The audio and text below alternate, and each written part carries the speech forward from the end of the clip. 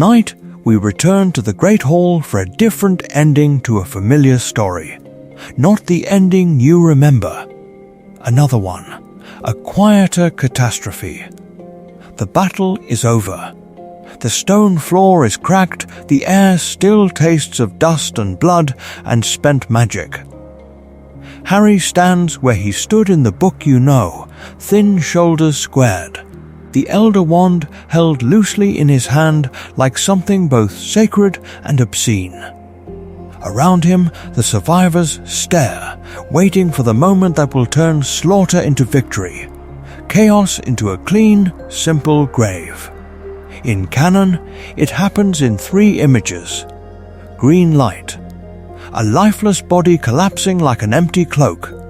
A dark lord sprawled on the floor, ordinary in death. And a war neatly closed by a corpse that finally stays where it falls. The story tells you this is justice. The story tells you that when the last Horcrux is gone, the last shred of soul is too. But what if that is not the truth? What if the final curse does not kill? What if, in that same instant, when the Elder Wand rejects him, something far more dangerous happens inside the man who called himself Lord Voldemort? Imagine the curse rebounding, the wand flying from his hand, the same flare of green, the same gasp from the watching crowd. Harry braces for a body, for silence, for the clean, terrible relief of an ending. This is important, because in this version, the body does not fall. Instead, Voldemort drops to his knees. His wand slips from his fingers, skittering across the stone like a discarded replica of power. His snake-like face twists, not in rage, but in shock, as if some invisible hand had reached through bone and sinew and seized his very core. He clutches at his chest. He cannot breathe. He is choking on something he has never allowed himself to feel. Remorse. Dumbledore once told Harry that a mutilated soul could be healed only by true remorse, and that the pain of it would be excruciating. Harry had heard the words, but he had never expected to see them. Not like this, not alive, not on the floor of the Great Hall with the eyes of Hogwarts upon them. In this world, the last Horcrux has been destroyed, but the soul does not shatter and flee. It knits. Torn fragments, dragged back through blood and curse and the strange impartial logic of old magic, fuse into something whole for the first time since a boy named Tom Riddle murdered his father. The grave was empty, not of justice, but of the simple escape of death. Harry expects an ending. Instead, he receives a beginning, a dark lord convulsing under the weight of every scream he ever caused, every body left cooling on every floor. Not Dumbledore, who had warned of this possibility, is here to guide him. Not Hagrid, who had carried Harry from one ruined house already. Not Sirius, who had fallen through a veil before any of this could be imagined. Tonight, we will follow the slow unspooling of what comes next. The magic that makes such a reversal possible. The psychological horror inside a mind suddenly forced to be whole. And the political and moral fallout of a wizarding world confronted with a living Voldemort who, for the first time, cares the scar has stopped hurting. Not because the monster died, but because, at last, he became human again. The scar has stopped hurting. But the story is not finished. The grave was empty in Godric's Hollow. Here, in the shattered Great Hall, something far stranger is about to refuse to die. Harry steps forward from the crowd, cloak falling away, heartbeat pounding in the silence that follows Voldemort's scream of outrage. Faces turn. Wands lift. The circle widens around them like an opening grave. He speaks not as a boy now, but as the one person in the hall who truly understands the Elder Wand's long, bloody allegiance. This is important. He tells Voldemort what Dumbledore never explained aloud in that room, that wands know ownership in a way no ministry record can capture, that power is a kind of recognition, and that the wand Voldemort stole on a corpse-strewn tower is still loyal to the boy who disarmed its previous master. Not Dumbledore, who had traced these lines of magic for decades, standing between prophecy and child. Not Hagrid, who had carried Harry from one wreckage and into another life. Not Sirius, who had rotted in Azkaban for a crime he did not commit. Only Harry ever stood here, now with the truth and the wand and the man who killed his parents aligned in one terrible line. The circle holds its breath. The air tastes of dust and blood and old stone. Voldemort raises the Elder Wand. Harry raises Draco's. Twin incantations, twin flashes, green that promises ending, red that promises disarming, both hurled across the same narrow space of ruined flagstones. In canon, the killing curse rebounds and the body falls. Neat, symmetrical, a closed circle of violence. In this world, the Elder Wand still refuses to kill its true master. But the refusal takes a different shape. The wand drinks in the curse, and instead of hurling it cleanly back, it turns the spell inward, seeking the only thing left that truly belongs to the man who cast it. The last ragged fragment of his mutilated soul.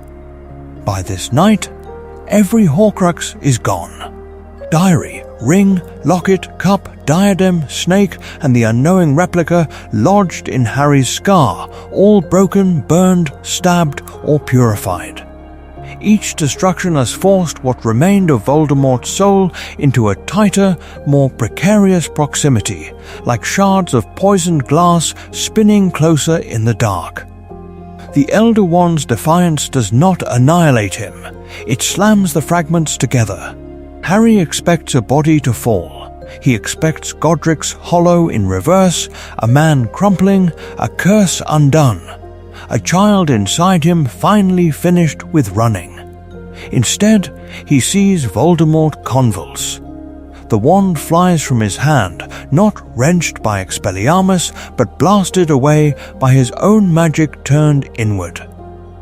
His back arches. His fingers claw at his chest as if invisible hooks were tearing something loose and sewing something else in its place. The scream is not the thin, high hiss they remember. It is human, hoarse, torn from somewhere deep. For a heartbeat, Harry thinks the curse is simply taking longer. Then he feels it, a shudder in the air where his scar used to burn. A sudden hollow quiet in his mind where that other presence had always coiled. The connection snaps without the cold satisfaction of death. It feels, instead, like a severed chain. Harry's entire life has pointed at this moment. Every grave he has stood beside, every name carved into stone at Hogwarts and beyond, has been a line in a single brutal equation: Voldemort must die. The plan was simple, if unbearable. Kill the man, end the war, let the dead stay dead. Now the man is on his knees, shaking as if every murder he ever committed is returning at once and he is still alive. What does victory mean if the monster survives? What does justice look like when the soul that ordered so many deaths is suddenly violently made whole? Around them, the onlookers do not cheer. They watch, stunned, as the prophecy's promised ending dissolves into something far more ambiguous. Not a clean kill, but a living transformation. The duel is over. The war is not. And in that suspended moment, as the Elder Wand lies between them like an abandoned verdict, Harry understands that the horror he has trained himself to deliver has been replaced by another he does not yet have words for. The grave has refused its final occupant. The story impossibly demands a different ending. The grave has refused its final occupant. The story has refused the simple mercy of an ending, and into that refusal the prophecy breathes again. Neither can live while the other survives. This is important. For years, everyone treated that line as a sentence, not a sentence of words, but of doom, a legal clause written in older, deeper magic: one must die so the other may live. Not Dumbledore, who had turned the phrase over like a cursed stone and concluded that Harry's path could only end in sacrifice. Not Hagrid, who had carried the boy from the ruined cottage, believing that destiny had already chosen him as a weapon. Not Sirius, who had rotted in Azkaban, convinced that the only justice left was Voldemort's death. In canon, the interpretation is simple. Crude: two lives on a scale, one must fall. Life is reduced to breath and heartbeat, to the presence or absence of a body on the battlefield, to whether the grave is full. But prophecy is older than ministry records and daily prophet headlines. It does not care about paperwork. What if live in that sentence never meant mere biological survival at all? Imagine instead that life means to remain intact, to go on unchanged, unbroken, unremade by what they have done to each other. The boy who carried a fragment of another man's soul in his scar. The man who tore his own soul into replicas and hid them in cups and rings and a diary that bled ink like venom. Neither can live as they are while the other survives as he is. The grammar shifts, and with it the entire war. By the time they face each other in the Great Hall, every Horcrux is gone. The ring shattered, the diary pierced, the locket opened to reveal only a note, the cup and diadem destroyed, the snake fallen. Voldemort's soul is no longer scattered, there is nowhere left for it to hide. When the final curse rebounds and the Elder Wand refuses him, the magic does not simply choose a corpse. It chooses a consequence. The curse does not let both live as they were. It cannot. The prophecy forbids it. Instead, it forces one of them to become something fundamentally different. Harry has already been remade by love and loss and the long, slow tutelage of pain. So the magic turns on the other, on the man who called himself Lord. In that instant, Harry's scar goes quiet. Not with the clean silence of a threat erased, but with the heavy, sealed hush of a door slammed shut from the inside. The pain that had been his weather vane for Voldemort's moods does not flare and fade, it simply withdraws. He touches his forehead and feels skin, whole and oddly cold, as if something that had been burning there for years has gone deep underground. He knew what it felt like when Voldemort was near. He knew what it felt like when Voldemort was triumphant, or furious, or afraid. This is none of those. This is absence. This is a connection folding in on itself as the soul at the other end stops being a torn, howling thing and becomes terribly whole. The prophecy bends, but does not break. Neither can live unchanged while the other survives. So one of them has been forced into a new existence. If that technical fulfillment satisfies the old magic, has Harry truly won? Or has he, by sparing the life and restoring the soul of the darkest wizard of his age, unleashed a different kind of danger, one the world has no prophecy for at all? The moment the curse rebounds, it is not death that finds him, it is collapse. From inside Voldemort's body, the green light does not feel like an ending. It feels like an implosion, as if the world narrows to a single, crushing point behind his ribs and then turns inward, dragging everything with it.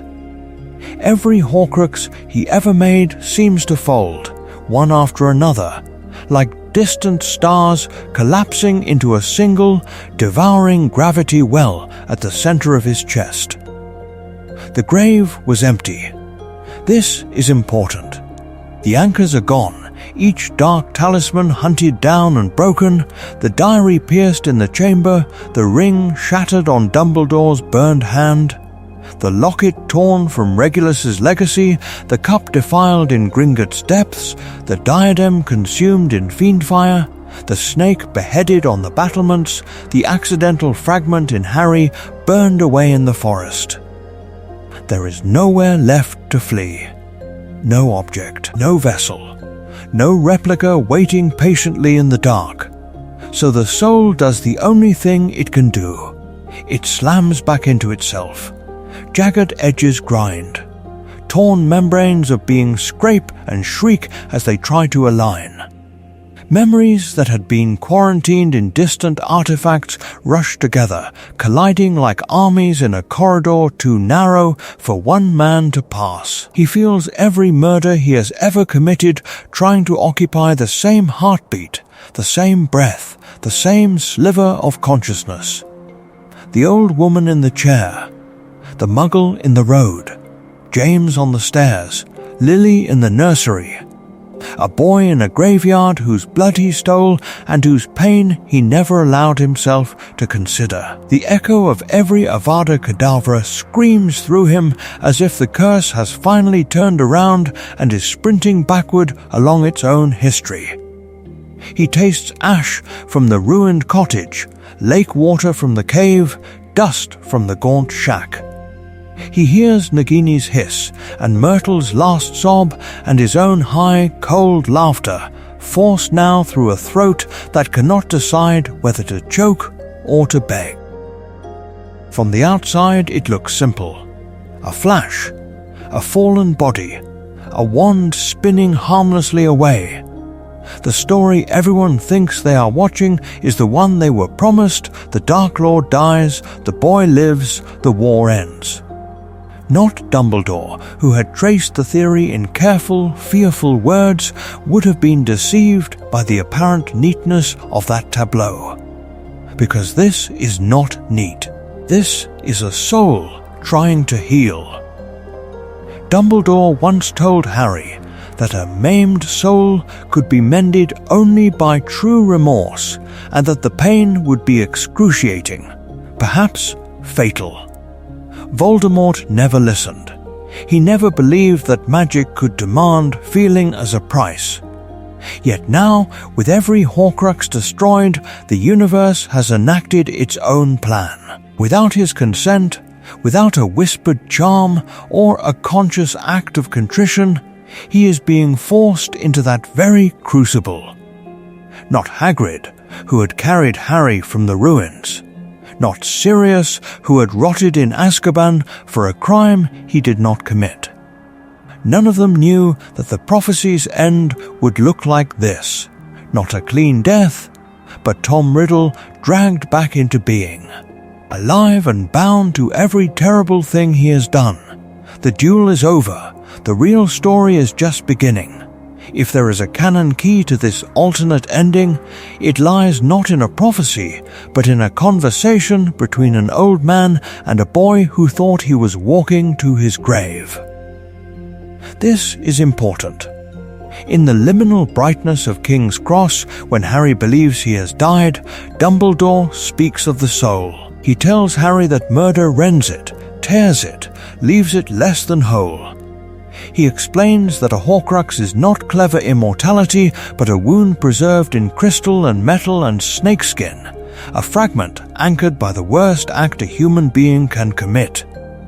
And then, almost gently, he offers the only remedy the story ever names: true remorse, not performance, not regret at being caught. Remorse so absolute that the soul begins, slowly and painfully, to knit itself together. Harry asks the obvious question: what would it be like? Dumbledore does not soften the answer. He calls it agony beyond imagination, a suffering that would break most who attempted it. The grave was empty of comforting metaphors. He speaks as a man who has studied dark magic, who has watched what happens when people try to live with a soul carved into replicas of itself. He all but admits that someone like Voldemort, who has torn his soul again and again, would almost certainly never choose such torment. This is important, because it means that in canon the door to healing exists, but it is one the Dark Lord will never walk through of his own will. At the Battle of Hogwarts, Voldemort stands with that already ruined soul. Every Horcrux but Nagini gone. Each destruction peeling away another layer of insulation, leaving what remains of Tom Riddle's essence raw, flayed, desperate for any kind of equilibrium. His body is a lie his magic tells. The slit pupils, the colorless skin, the inhuman face are the visible scar tissue of a decades-long refusal to be fully alive. He is held together by habit and fear and the Elder Wand in his hand. And then, in this alternate truth, the wand refuses him. The final killing curse rebounds, as it once did in a cottage where Lily was a charms prodigy, but now the dynamics are different. The Elder Wand will not kill its master, it will not tear Harry's soul again. Instead, the collision of intent, allegiance, and ancient wand lore creates a kind of magical pressure chamber. The curse has to go somewhere. It folds inward. What follows is not chosen remorse, but something that rhymes with its aftermath. The same searing confrontation between deed and self, forced instead of offered. Not Dumbledore, who had warned of the pain. Not Hagrid, who had carried Harry from one ruined body already.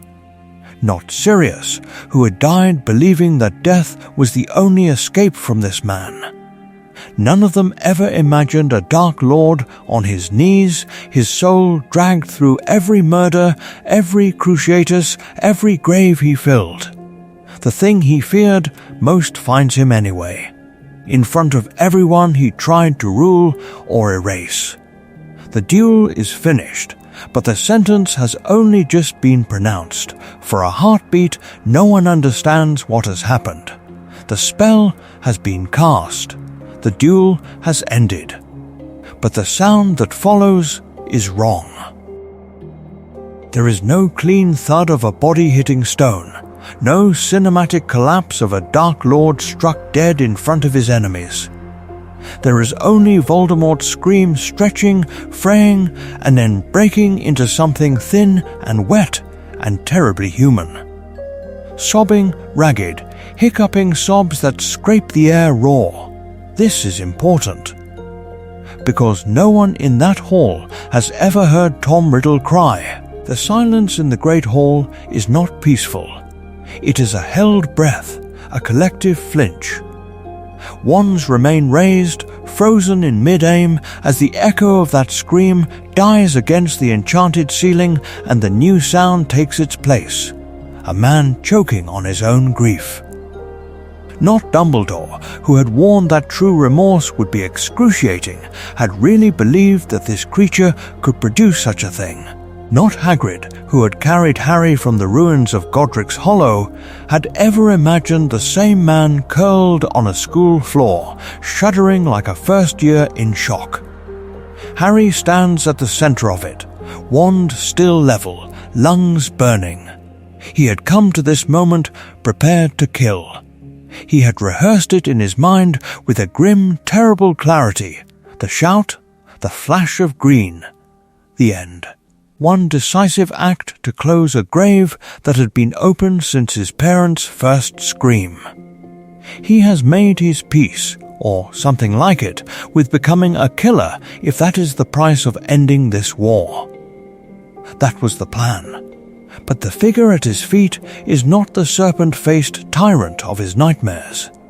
The magic that dragged the scattered fragments of soul back into one has stripped away the smooth, inhuman mask. The face pressed against the stone is younger, almost a replica of the boy from the diary, but ravaged, eyes swollen and red, mouth working soundlessly between sobs as if trying to confess and choke at the same time. Harry can feel it through the scar that no longer burns, not power, not cold calculation, but a howling void of guilt crashing against the thin walls of a newly whole soul. Around him, the world wavers.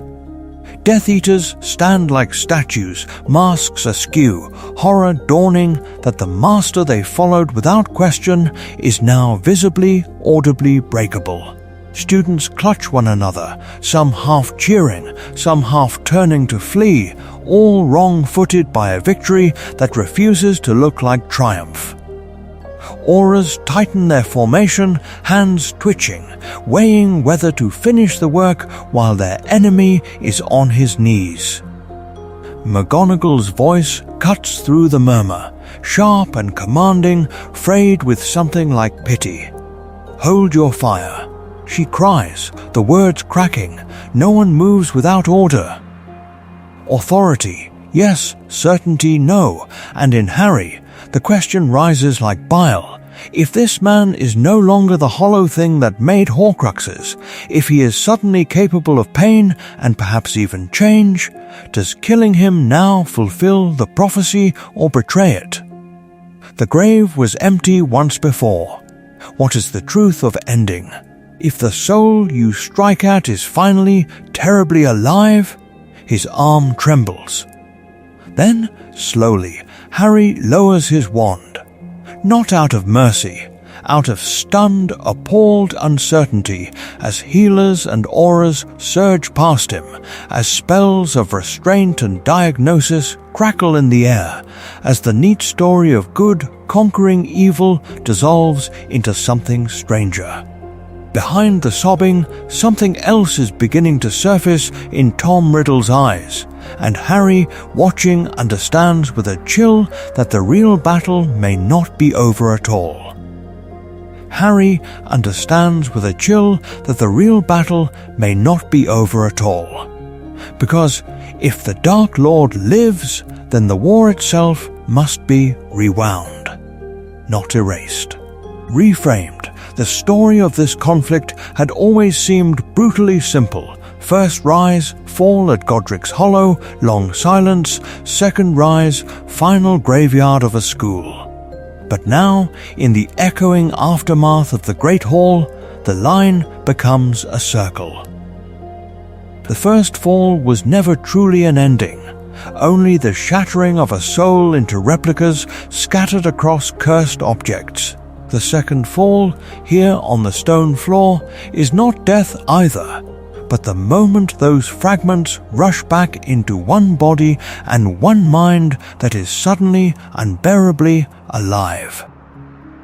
This is important, because once you know he survives, every earlier scene changes color.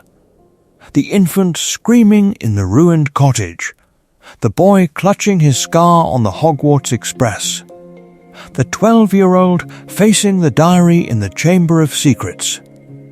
None of these are steps toward a neat execution any longer.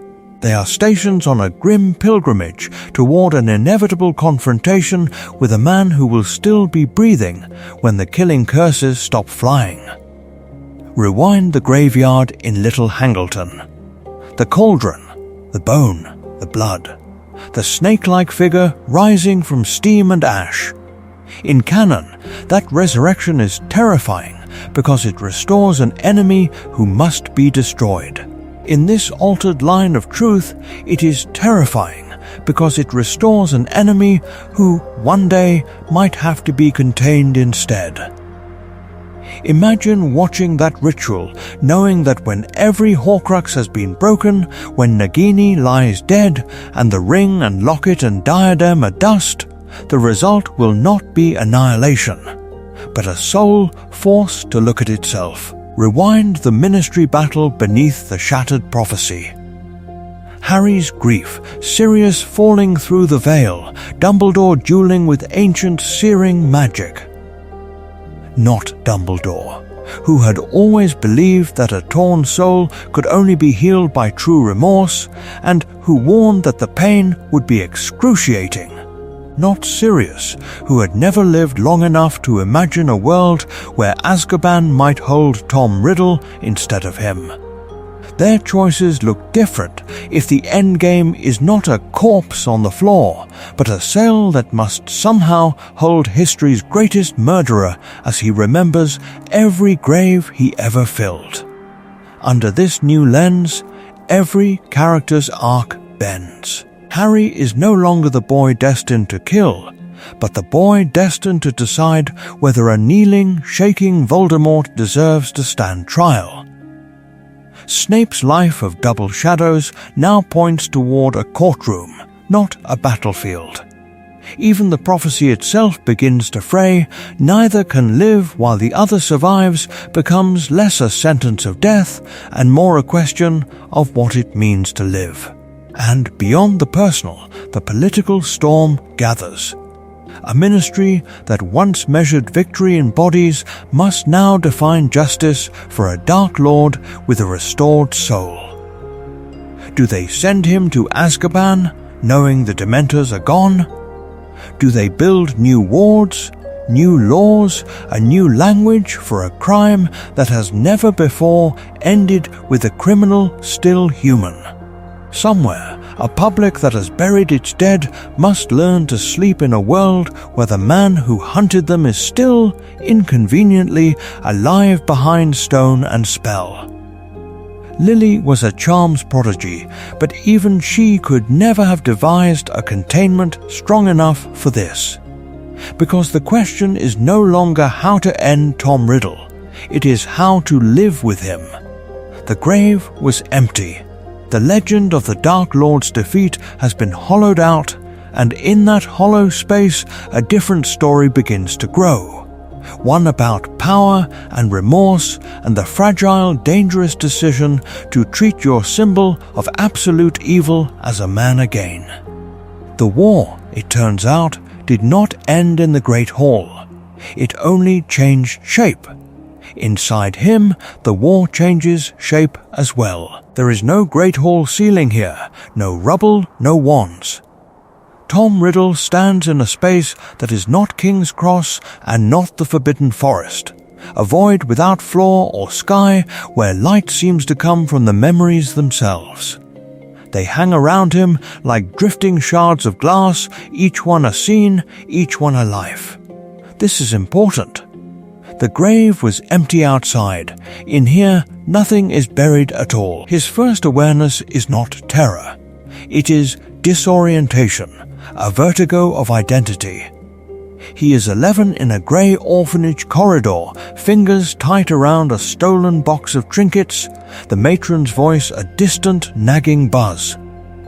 He is 15.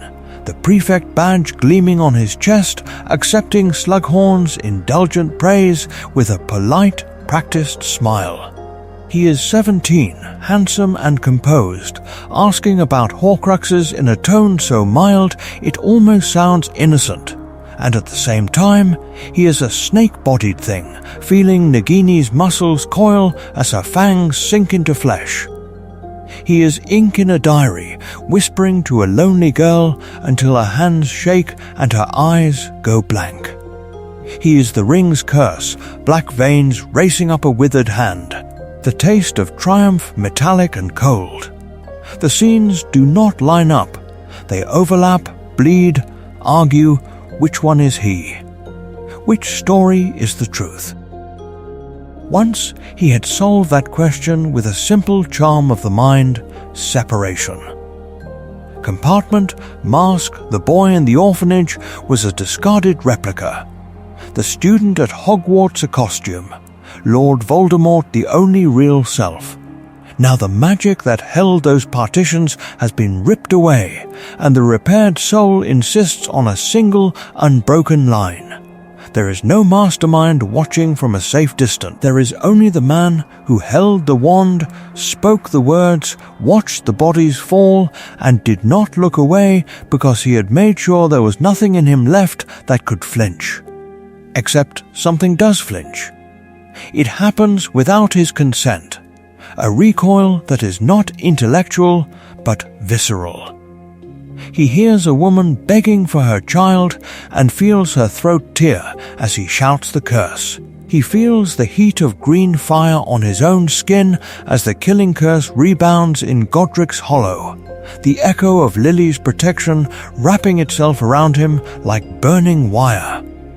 Lily was a charms prodigy, and the protection she forged has always been a scar on his magic. Now, in this unified soul, it becomes a mirror. Dumbledore once told Harry that remorse could mend a soul, but the pain would be excruciating. Tom Riddle discovers that excruciating is too small a word. Every scream he ever caused folds inward and becomes his own. Every grave he filled opens and empties into him. He does not yet think, I was wrong. He only thinks, make it stop. He tries to wake. He tries to claw his way back to numbness, to the cold, clean certainty of Voldemort. The void shudders. Sound intrudes. There is sobbing somewhere, harsh, uncontrolled, humiliating. For a moment, he believes it is another memory, another victim. It is not. The omniscient gaze of the story pulls back, and the truth is merciless. The sobbing is his. Tom Riddle is on the floor of the Great Hall, in front of his enemies, and his newly whole soul is weeping out of his living body where everyone can see. Not Dumbledore, who had warned of this cost. Not Hagrid, who had carried Harry away from the ruins. Not Sirius, who had rotted in Azkaban for a crime he did not commit. None of them are here to tell him what to do with this unbearable fact. He is alive, and for the first time since he was a boy, he can feel. The soul is changing faster than the mind can understand. The body follows. For years, Voldemort's form has been a confession made in flesh. The slit nostrils, the scaled pallid skin, the eyes like coals in a grave that never cooled, none of this was an accident. Each Horcrux was a wound, each ritual a deliberate unmaking, until his body became a living replica of his own mutilated soul, a serpent-shaped verdict on what he chose to become. This is important. The monster was not a mask he wore. It was the truth of him, made visible. So when the Elder Wand refuses to kill its master and instead drags the severed pieces of him back toward wholeness, the magic does not stop at what cannot be seen. It pulls on everything. It pulls on bone and blood and the thin, translucent skin stretched too tightly over his skull. The wand that has tasted centuries of death now performs a different kind of violence, restoration. The change begins at the center of his face. The slit nostrils shiver, then narrow, the flat, snake-like plane of his nose buckling inward as if some invisible hand is pressing from within. Cartilage that he sacrificed long ago knits itself from nothing, ridges forming, collapsing, forming again, until there is, unmistakably, a human bridge and human nostrils that flare with ragged, terrified breath. His red eyes, so bright they seemed almost to glow with their own inner magic, cloud as if someone has poured ink into them. The color drains, blackens, then settles into a dark, mortal brown shot through with broken veins and pain. His skin is worst of all. That waxy, corpse-like pallor that once made him look like something dredged from a lake begins to flush, not with health. With a sickly, uneven color, patches of sallow, pink and grey fighting across his cheeks and throat, as though his body cannot quite remember how to be alive. The veins beneath swell, blue and ropey. Lines carve themselves into his forehead and around his mouth with brutal honesty. The years he stole from others finally etching themselves into his own face. Around him, the witnesses do not move. They had braced for death, for a body falling, for the neat finality of a corpse on stone. Instead, they watch a nightmare unravel into something far more disturbing: a man. Some recoil, not from the serpent, but from the familiarity emerging beneath it. Cheekbones soften. The jaw that once smiled in a Hogwarts corridor reappears, distorted now by age and by the memory of every command to kill. They see for a moment the ghost of the boy who once charmed teachers and classmates, the prefect who could make a room lean toward him with a word. Not Dumbledore, who had warned what true remorse would cost. Not Hagrid, who had carried Harry away from the ruins. Not Sirius, who had rotted while this boy became this man. None of them are here to say his name. Tom Riddle. The Elder Wand trembles in his loosening grip, its allegiance unchanged, its purpose altered. In refusing to end him, it has begun to undo him, unspooling the most grotesque of his self-inflicted alterations, dragging him back toward the human template he betrayed. The grave was empty where his soul should have been. Now the grave is his body, and something is clawing its way out. When it is over, he is on his knees. A broken, middle-aged Tom Riddle kneels where Voldemort once stood, gasping as if every breath is a curse he must endure. His wand lies useless at his side.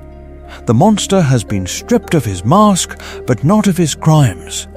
And as his newly human eyes lift, searching the ruined hall, the question that follows is worse than any spell: what will this world do with him now? The hall is full of echoes and questions. The boy who lived stands over the man who will have to live with what he has done. And somewhere above the shattered rafters and drifting dust, something invisible and ancient loosens its grip. Hours later, Harry wakes to silence. Not the silence of a grave, though the ruined Gryffindor dormitory feels like one, beds upended, curtains scorched, the air still heavy with the metallic scent of spent magic. This is a different silence, intimate and interior. He lies on an improvised infirmary cot beneath a half-hanging canopy, fingers already moving in an old unconscious ritual, reaching for the place where pain has always been waiting for him. His hand meets skin. Sweat, grime, dried blood. The familiar raised edges of the lightning bolt. He presses harder. Waits, nothing, the grave was empty. This is the thing his body understands before his mind does. Not the grave in Godric's Hollow this time, but the graveyard of every moment his scar has ever flared to life. Quirrell's burning grasp as Voldemort's borrowed presence recoiled. The diary's ink-black pull in the chamber, a whispering echo of a 16-year-old Tom Riddle. The graveyard itself, cold stone at his back as green light arced and his scar split open like a wound being made anew. The Ministry corridor, Sirius falling through the veil as the pain in his forehead became a shriek of triumph that was not his own. The forest later when he walked to his death and his scar throbbed in time with Voldemort's approaching footsteps, a drumbeat of intent to kill. Every time, the message had been the same: he is near, he is angry, he is hunting you. Tonight, there is no message. The line is dead. This is important. Because Harry knows, he remembers the way Tom Riddle's newly human eyes had lifted in the Great Hall, that Voldemort is not dead. The prophecy's other half remains unresolved. The man who tried to murder a baby is somewhere in this castle, breathing, bleeding, shaking beneath the weight of a soul forced suddenly, brutally, to be whole. The scar's silence does not mean victory, it means amputation. The parasitic thread of soul that had lodged in him the night of Godric's Hollow, the unintentional Horcrux that made him both target and tether, has been cut away by the same act that restored its owner. Lily was a charms prodigy, and even she could never have planned for this. A link severed not by killing, but by completion. Relief comes first, sharp and bright. For the first time he can remember, his own thoughts are not accompanied by a distant, simmering presence. No background hum of hatred. No sudden flashes of alien fury. Just quiet. Then unease follows, slower, heavier. If the pain is gone, but the man is alive, what has really changed? What does it mean to share a world, not a mind, with a Voldemort who feels remorse? Is this peace, or merely a different kind of war, one fought in courts and memories instead of corridors and curses? He swings his legs over the side of the bed and stands, unsteady, moving toward a cracked mirror propped against the stone. The glass throws back a fractured replica of his face, split by impact lines like old scars in the castle itself. He studies the boy in pieces, the man beginning. Slowly, he raises his hand and touches the lightning bolt that no longer burns. The absence is almost louder than the pain ever was. He does not know if this is what peace feels like, this hollow, aching quiet. Or if the silence is only the breath the world takes before a different storm breaks, and this time one no prophecy has ever named. The silence does not only fall on Harry, it falls on the wand in his hand, on the length of ancient elderwood that has passed from grave to grave, master to master, as if it were recording a history of defeat. This is important. The Elder Wand has never cared who was good. It has only ever cared who had won. Allegiance for this relic is not a question of moral worth, but of simple, brutal succession. Dumbledore disarms Grindelwald, Draco disarms Dumbledore, Harry takes Draco's wand by force. Not Dumbledore, who had spent a lifetime trying to make power answer to conscience. Not Draco, who had never truly wanted the blood on his hands. Not Harry, who never sought the wand but became its master because battle left him no other choice. The story is written in duels, not in virtues.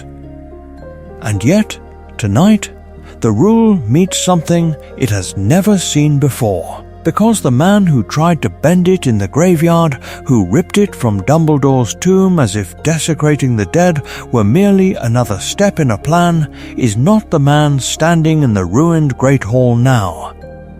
Tom Riddle is still alive, but his soul is no longer scattered in replicas of itself, hidden in cups and snakes and diadems. The Horcruxes are gone. The charm work that made him less than human has been undone. What then does a wand that recognizes continuity through defeat do when its would-be wielder is in some essential way no longer the same creature? In canon, the Elder Wand will not kill its true master. Voldemort's curse rebounds because the allegiance is Harry's. In this altered truth, that mechanical explanation remains, but something older wakes beneath it. When Voldemort casts the killing curse, the wand feels the call to tear apart a soul already on the brink of collapse. A soul that has just been forced into wholeness and is screaming with unendurable remorse. There is a kind of recoil. Not moral judgment exactly, but an instinct in the magic itself, as if the wand has been used for centuries to end lives, yet has never been asked to unmake a man at the very moment he is finally becoming one. The curse turns. The master lives.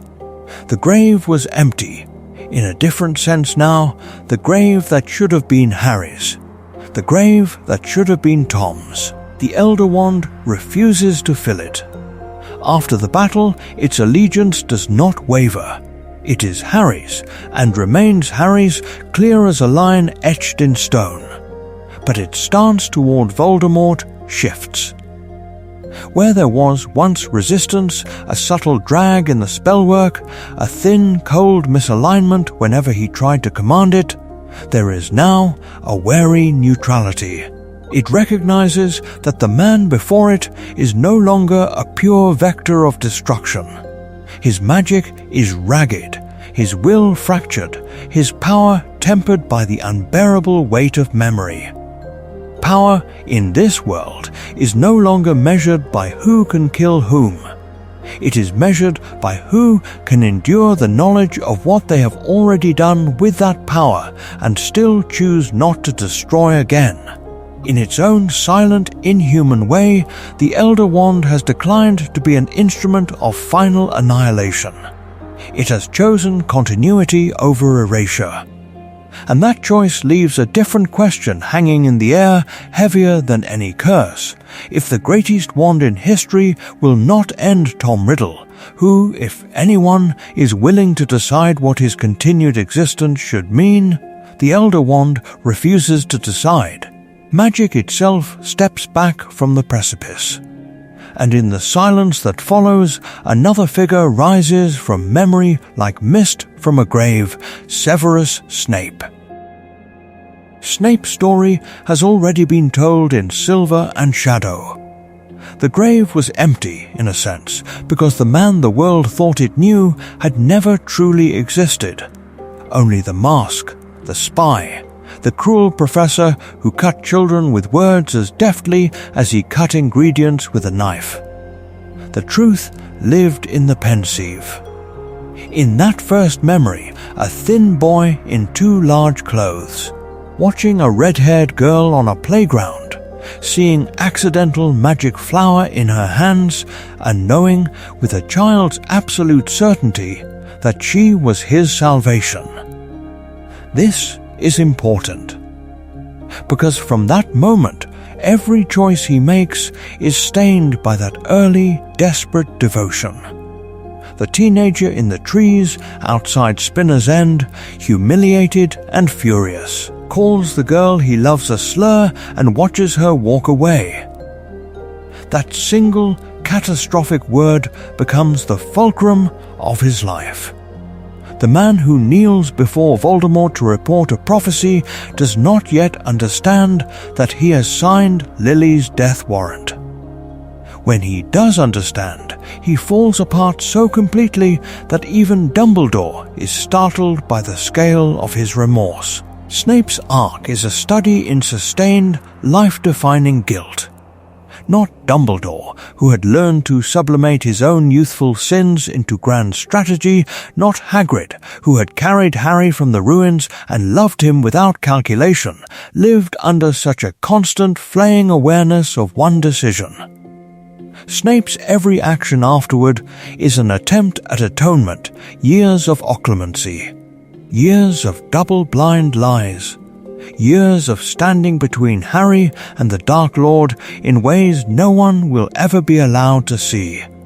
He remains cruel, petty, often vicious. Yet beneath the venom there is a man who has chosen to live inside his own punishment rather than seek escape. Now imagine that architecture of remorse imposed upon Tom Riddle. Unlike Snape, Voldemort has never allowed himself to feel genuine regret. He tore his soul deliberately, again and again, until even the possibility of ordinary guilt had been drowned in Horcruxes and ritual. But when those anchors are shattered and the soul is forced, by Lily's reworked protection and the Elder Wand's refusal, back into a single, fragile whole, something unprecedented happens. The murders do not vanish, they return. Every life he has taken, every mind he has broken, every child he orphaned slams into him with the same merciless precision that one girl's death brought to Snape but multiplied 100-fold. Snape becomes, in this altered story, a dark template, a proof of concept for what a remorseful Dark Lord might resemble. Secretive, self-loathing, capable, perhaps, of sudden, baffling acts of protection, shielding a student, sabotaging a curse, refusing an execution, not because he is safe, but because he is dangerous in a new, unstable direction. Lily was a charms prodigy, and the very wards that dragged Voldemort's soul back into coherence now force him to remain alive with it, unable to flee into death or disintegration. The wizarding world barely knew what to do with one man like Snape. They built no monuments. They argued over his portrait. They let his name become a quiet, uneasy question. What happens when they face a man whose crimes dwarf Snape's, but whose capacity for remorse may, at last, exist and cannot be turned off? Who will decide whether that living, suffering replica of their worst enemy is a prisoner, a penitent, or something far more unsettling? The grave was empty. The war was technically over. And yet, in the shattered heart of the Ministry, they built a room as if the Dark Lord might rise again at any moment. The makeshift interrogation chamber sat where a Department of Mysteries antechamber had half collapsed. Stone scorched and ceiling webbed with cracks, auras had layered it with every defensive charm they still remembered how to cast: anti-disapparition fields, anti-animagus wards, binding circles drawn in phoenix ash and basilisk venom, doors reinforced with goblin-wrought iron salvaged from broken courtrooms. This is important. The room was not designed for a man. It was designed for a legend they did not dare believe was truly, fully alive. They brought him in under a guard that would have shamed Azkaban. Shackles at wrists and ankles, chains spelled to constrict at the first twitch of wandless magic, a collar that suppressed speech above a whisper.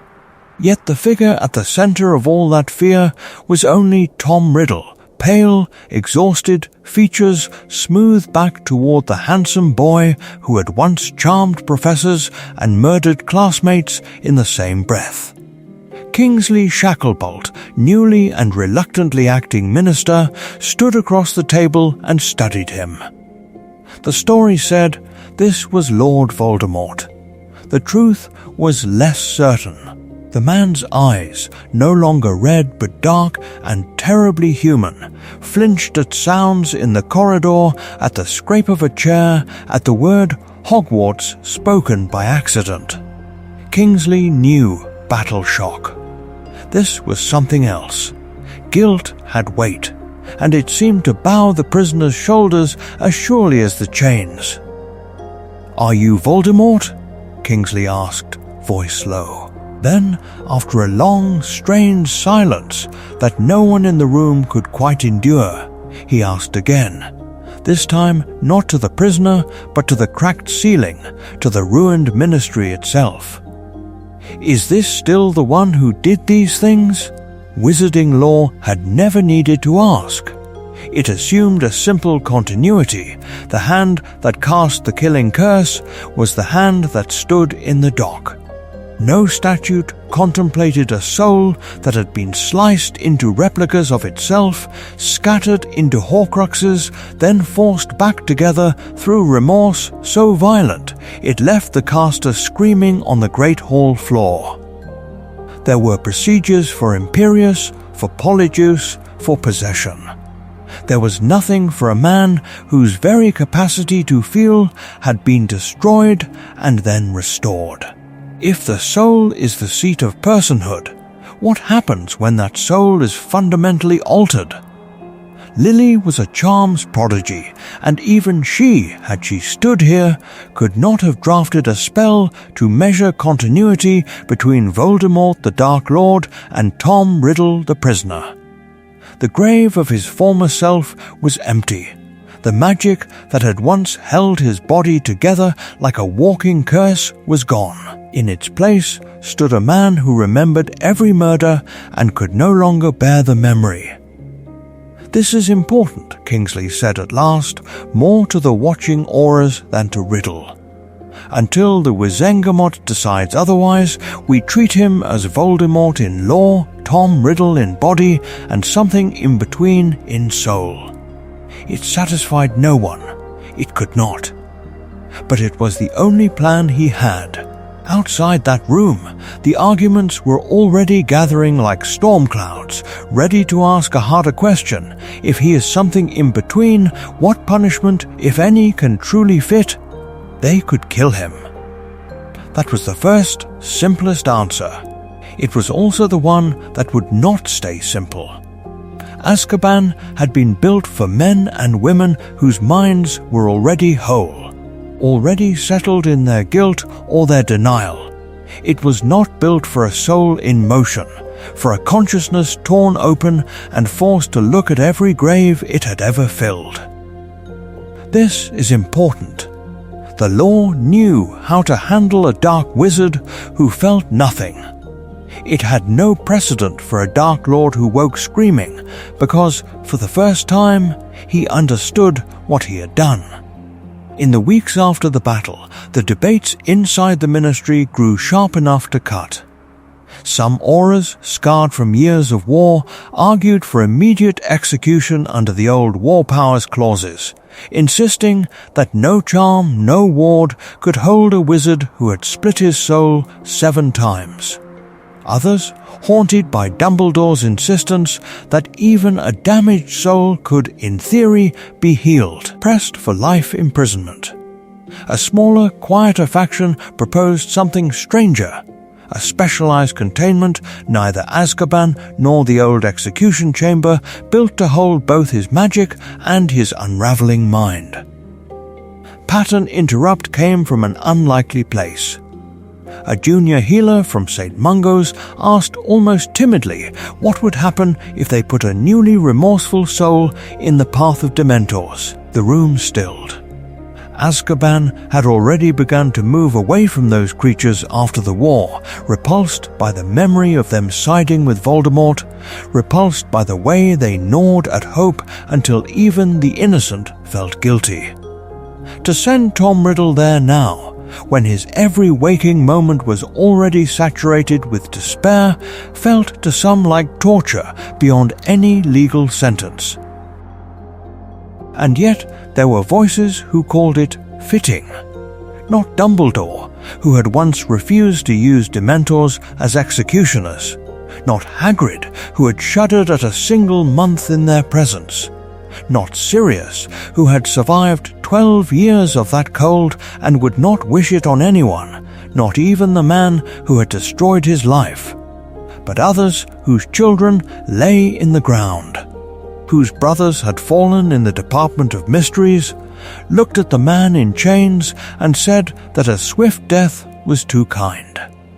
The compromise was ugly and therefore honest. A new wing, or perhaps an entirely new fortress, rose in the grey sea air beside the old prison, stripped of Dementors, ringed instead with layered wards that would have impressed even Hogwarts. Lily was a charms prodigy, and the architects studied her work on blood wards and protective lattices as if it were scripture. Inside, elite Aurors rotated in pairs, never alone with him, while mind healers mapped the fractures in his conscience like curse breakers tracing runes. It was not rehabilitation. No one pretended that. It was containment and observation and a refusal to let him escape into the easy absolution of death. They kept him alive, kept him conscious, kept him in a cell that was less a dungeon than a laboratory of conscience, a place where the wizarding world had locked away not just a man, but a question. The grave was empty. The Dark Lord lived. What then did justice even mean? Outside those walls, another question waited, quieter but no less relentless. If Voldemort could feel remorse, however late, what did that demand of everyone who had once followed him? The first trials began before the rubble of Hogwarts had cooled, as if the wizarding world believed that if it moved quickly enough, the horror might be pinned to parchment and sealed with a verdict. The Great Hall became a courtroom in memory. The real proceedings took place beneath the high, cold arches of the Ministry, where purple-robed witches and wizards sat in a circle and tried to define the word justice. Lucius Malfoy stood there first, pale as the torches that lit the Wizengamot chamber. His peacocks still wandered the grounds of Malfoy Manor. His wand lay broken in an evidence box. He spoke of imperious curses, of threats to his son, of a Dark Lord who had used him as a conduit and shield. He did not say the name Voldemort. He said he, and let the pronoun bear the weight of every grave. This is important, because Voldemort was not a shade in Albania or a corpse on a battlefield. He was alive somewhere beneath the Ministry in that laboratory of conscience, and everyone in the room knew it. The story they told about their own guilt bent itself around that single inescapable fact: the Master still breathed. The Carrows came next, faces slack with sullen defiance. They described themselves as functionaries of fear, insisting that Hogwarts itself had become a Horcrux of his will, that every cruelty they inflicted was only a reflection of his magic. When pressed, they gestured vaguely downward, toward the floors where he was held, as if the Dark Lord's unseen presence could still be summoned as a shield. They tried to become replicas of cowardice rather than authors of suffering. Bellatrix Lestrange's surviving kin, Rodolphus, gaunt and hollow-eyed, and a scattering of black family cousins who had danced too close to her fire, invoked blood. Blood oaths, blood loyalty, blood terror. Again and again, their defense circled back to him. To the man who, according to rumor, had fallen to his knees in the Great Hall and screamed as every torn fragment of soul was dragged home. The Ministry delayed his trial. Officially, they spoke of magical evaluation, of psychological assessment, of the unprecedented nature of a soul restored by remorse. Unofficially, the delay tasted like fear. Not Dumbledore, who had once calmly explained that Voldemort's soul could only be healed through agony. Not Hagrid, who had carried Harry's limp body and believed the war was over. Not Sirius, who had rotted in Azkaban for crimes he did not commit. None of them were there to say what should happen now. Outside, opinion fractured. Some called the postponement cowardice, whispered in pub corners that the old families were protecting their own, that Lucius's gold and influence had simply moved one seat higher, now sheltering the Dark Lord himself. Others, remembering the rumors of his collapse, believed a different story, that deep below the Ministry experimental charms gnawed at his mind, that the man who had feared death above all things was being slowly unmade in the name of research. The grave was empty, the Dark Lord lived, and his name moved through every trial like a ghost, invoked but never embodied, the absent center of every testimony and every sentence. Inevitably, the question formed, first in whispers, then in headlines. When would he be brought up? When would the wizard who had split his soul like shattered glass stand beneath the enchanted ceiling and answer for every shard? The plan, though few knew its details, was already taking shape. He would not appear as the serpent-faced tyrant the world remembered, but as Tom Riddle remade by pain, his every word, every flinch, every silence weighed for truth or manipulation.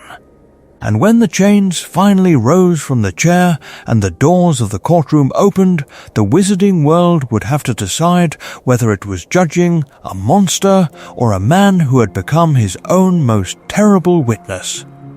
Hermione Granger did not wait for the verdict. She went to the books. The library at Hogwarts was a grave of shelves now, half ruined, half restored, its oldest stacks still bearing scorch marks from the final battle. When the Ministry archivists had salvaged what they could, she had followed the trail of singed parchment and cracked leather to a quiet corner where the air still tasted faintly of dust and wand smoke. This is important, because before the world declared what Tom Riddle was, Hermione needed to understand what he could be. She sat with a fortress of volumes around her, on soul magic, on Horcruxes, on wizarding ethics so old they still spoke of muggles as curiosities. A quill scratched furiously over her notes, her script tight and uncompromising. Somewhere below, the story of Voldemort's trial was already being written in whispers and headlines. Up here, Hermione was writing a different kind of record. Conditions, precedents, limits. Dumbledore had told Harry that a soul could be healed only by true remorse, and that the pain would be excruciating. Hermione traced that line again and again, the ink cutting deeper with every pass. He had never said the healing would make the soul innocent. He had never promised that remorse would erase a single death, a single curse, a single empty grave. So what did changed actually mean for someone whose magic had been built on murder, whose very body had become a replica of his own violations? She hunted for answers in history. There were dark wizards who had repented. A cursed grafter from the 18th century who walked into the old Wizengamot and surrendered his wand, then spent the rest of his life maintaining protective charms on a dragon reserve. A blood-purist matriarch who turned herself in after a single killing curse, accepted a cell in Azkaban and taught remedial arithmancy to half-broken prisoners until she died. Minor figures. Contained lives, none on the scale of Voldemort. None who had torn their soul into 7 pieces and scattered them like a plan across the centuries. Not Dumbledore, who had studied more magic than any living wizard, had ever written of a case like this. Not Hagrid, who had seen giants and acromantulas and the worst the forest could hold, had a story that felt comparable. Not Sirius, who had rotted in Azkaban for a crime he did not commit, had found a language for what it meant to be guilty on this scale and yet still alive. Her instinct for justice hissed that the only safe answer was permanent containment, perhaps even execution. She pictured Hogwarts rebuilt over the memory of his war, children walking unafraid beneath clean banners. Could that future exist if he were allowed to breathe, to speak, to shape the truth of what came next? Yet another part of her, the part that had argued for house elf rights and Snape's memories both, resisted any sentence that declared a soul fixed forever in one shape once remorse was real. If they said Voldemort could not change, what were they saying about everyone who had ever done harm and then wept? About Draco on the tower, about Regulus in the cave, about herself if she ever crossed a line she could not uncross? Hermione closed a cracked volume on Horcruxes, fingers lingering on the warped spine. The grave was empty, she whispered to the silent stacks, and felt the words twist into something larger. If the wizarding world decided that Tom Riddle's soul could never truly change, no matter what agony he felt now, then it was also deciding something about the nature of every soul it touched, including their own. That was the judgment that frightened her most, Ron Weasley did not think in terms of souls and metaphysics. He thought in chairs. At the Burrow, the kitchen table was a map of absence. One chair where Fred should have been pushed back at an angle no one had dared to correct. Another that had belonged unofficially to Remus on long order nights. A space at the end where Tonks had once balanced her plate on her knees and made his mum laugh in spite of the war. The grave was empty, he thought, but not the room. The dead sat here every time they tried to eat. His hands were clenched around the Daily Prophet.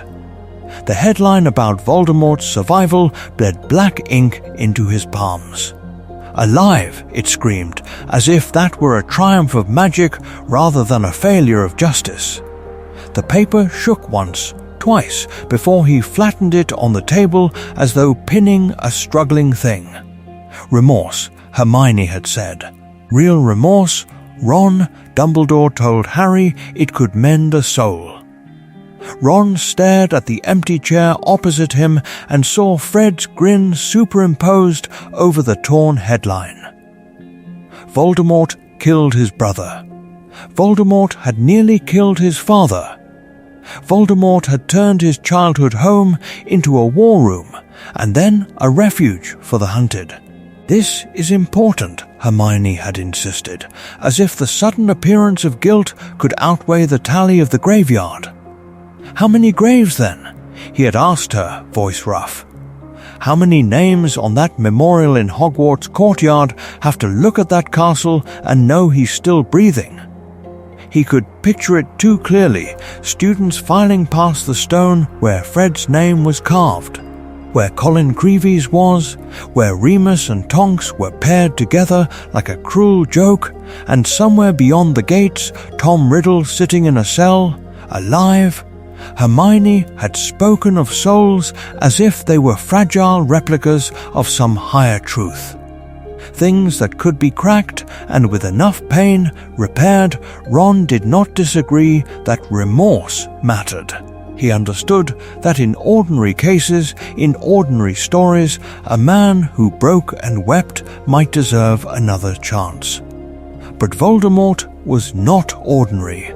Voldemort had become a symbol the moment parents began whispering his name as a threat in the dark.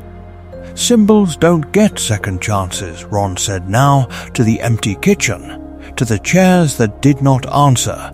They get taken down, not Dumbledore, who had preached the power of mercy, not Hagrid, who had carried Harry from the ruins, not Sirius, who had lost 13 years to Azkaban.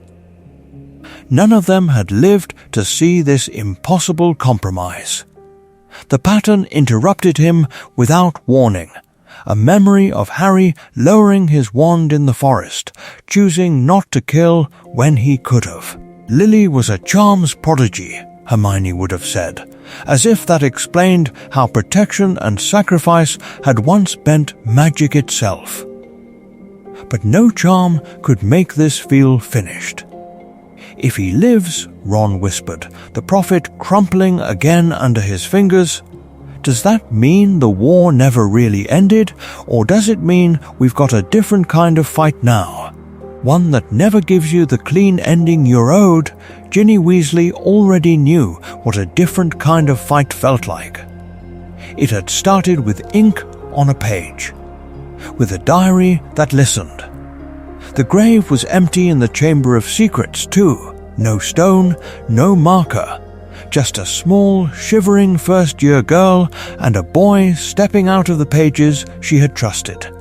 Before that, there had been the quiet seduction of being heard. The way the diary soaked up her secrets. The way the ink replied with understanding, with patience, with that careful, cultivated interest that starved children mistake for safety. She wrote about brothers who did not listen, about a school that felt too big, about Harry Potter not knowing she was alive. The diary answered. It suggested little things. It praised her cleverness. It framed itself as a friend. This is important. because long before Voldemort stood in a graveyard reborn, Ginny Weasley had met Tom Riddle in a bathroom stall, in lonely evenings at a desk, in the soft scrape of quill on paper as pieces of herself slipped away. Then came the blackouts, the gaps in memory like missing teeth, the words on the walls in a hand that was hers and not hers, the cold presence in her mind that felt like comfort until it tightened, until it pressed, until it pushed her down and stood where she had been. Not Dumbledore, who had watched her pale and shaking in the hospital wing, could see the full map of that invasion. Not Hagrid, who had been dragged to Azkaban, knew how the diary's charm had mimicked kindness until it no longer needed to pretend. Of all of them, Ginny had already met a version of Tom Riddle who smiled, who asked questions, who remembered every detail she offered, storing them like weapons he would later turn. That ink and memory replica of a boy had been preserved at 16, brilliant and ambitious, his cruelty still wrapped in silk. When she heard, years later, that Voldemort's soul had been made whole again, that the man who had lived in that diary was now forced to feel, what did that do to the girl he had almost hollowed out? She would not say it aloud.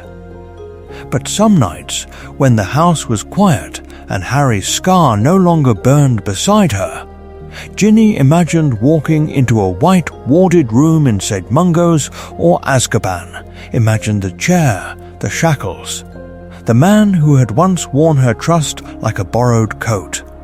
Would she want to look him in the eye and ask if he remembered the 11-year-old he had walked to the edge of a basilisk's jaws?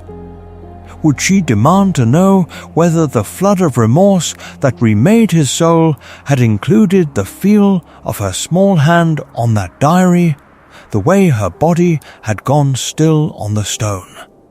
In this altered story, Ginny becomes something the Ministry's trials cannot easily contain, a living measure of the intimate cost of his crimes.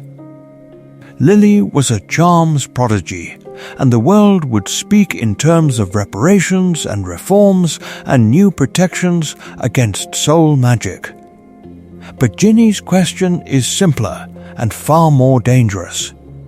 If he ever whispered, "I am sorry," could it matter to the girl who once bled her heart into his pages? And if it could not, what would that mean for a man who had finally become capable of regret? The answer, when it comes, will not be given in a courtroom. The answer is not given in a courtroom. It is given in the dark, in a stone cell that has no audience and no applause, where the only magic left is memory. At first, he thinks it is punishment devised by his captors, some intricate charm sewn into the walls of Azkaban's new high-security wing. The visions come only when he closes his eyes, when the noise of the day recedes and the silence thickens.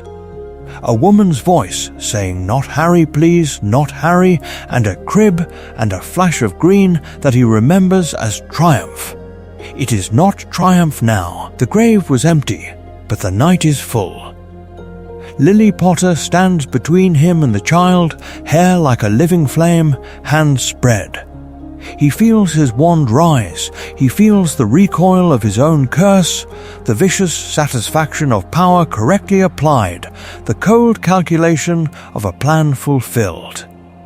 And then, layered over it, as if someone had developed a second image on the same piece of film, he feels her terror, her certainty that she will die, her love sharp as glass for the boy behind her.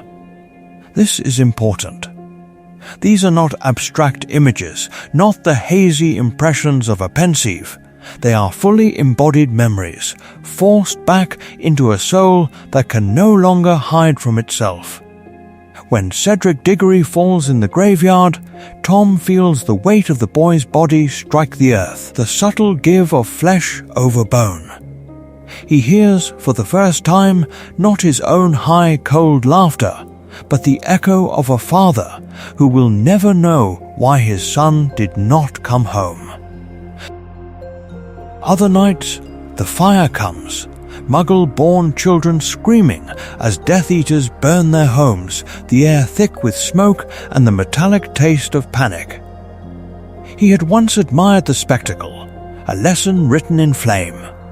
Now he feels the sting in small lungs that are not his.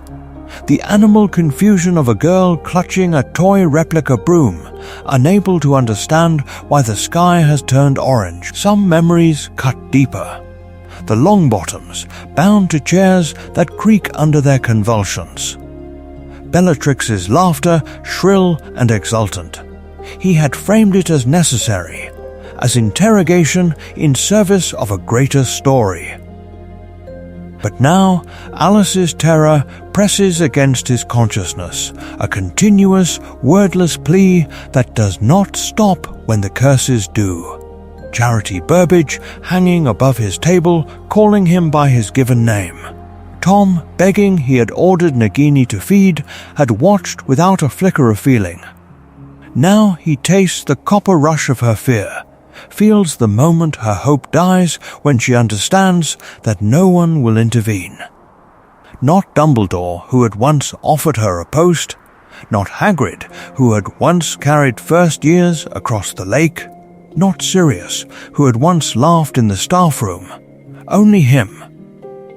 And in the shrieking shack, Severus Snape's eyes on his, black and bewildered as Nagini strikes. The old narrative, the one in which loyalty is a tool, betrayal a move on a board, and people are pieces to be removed, begins to crumble under the weight of Snape's astonishment that his life is ending here, like this, on the word of a man he served. Each vision erodes something. The belief that he is above petty human feeling. The certainty that his victims were necessary sacrifices to a grand design. The restored soul cannot accept the lie when it is forced to inhabit the truth of every ending he authored. By the fourth week, he stops trying to sleep. It does not matter. The memories come waking now, reflections in the metal of his cup, in the dull shine of the cell door. Names surface unbidden, not the famous ones alone, but the forgotten Amelia, Ted, Colin, Emmeline. A list that has no end. He curls on the floor, knees drawn to his chest like a child who has finally understood that the monster in the story was never under the bed. It was wearing his face. His lips move around syllables he once dismissed as collateral damage, as acceptable losses in a war he started to avoid his own fear. He does not ask for forgiveness. He does not know how. But for the first time since he was Tom Riddle in a graveyard behind a Muggle orphanage, he cannot forget. And the inability to forget is its own kind of sentence, one no wand can lift. Outside, the world debates policy and reform and the ethics of soul magic.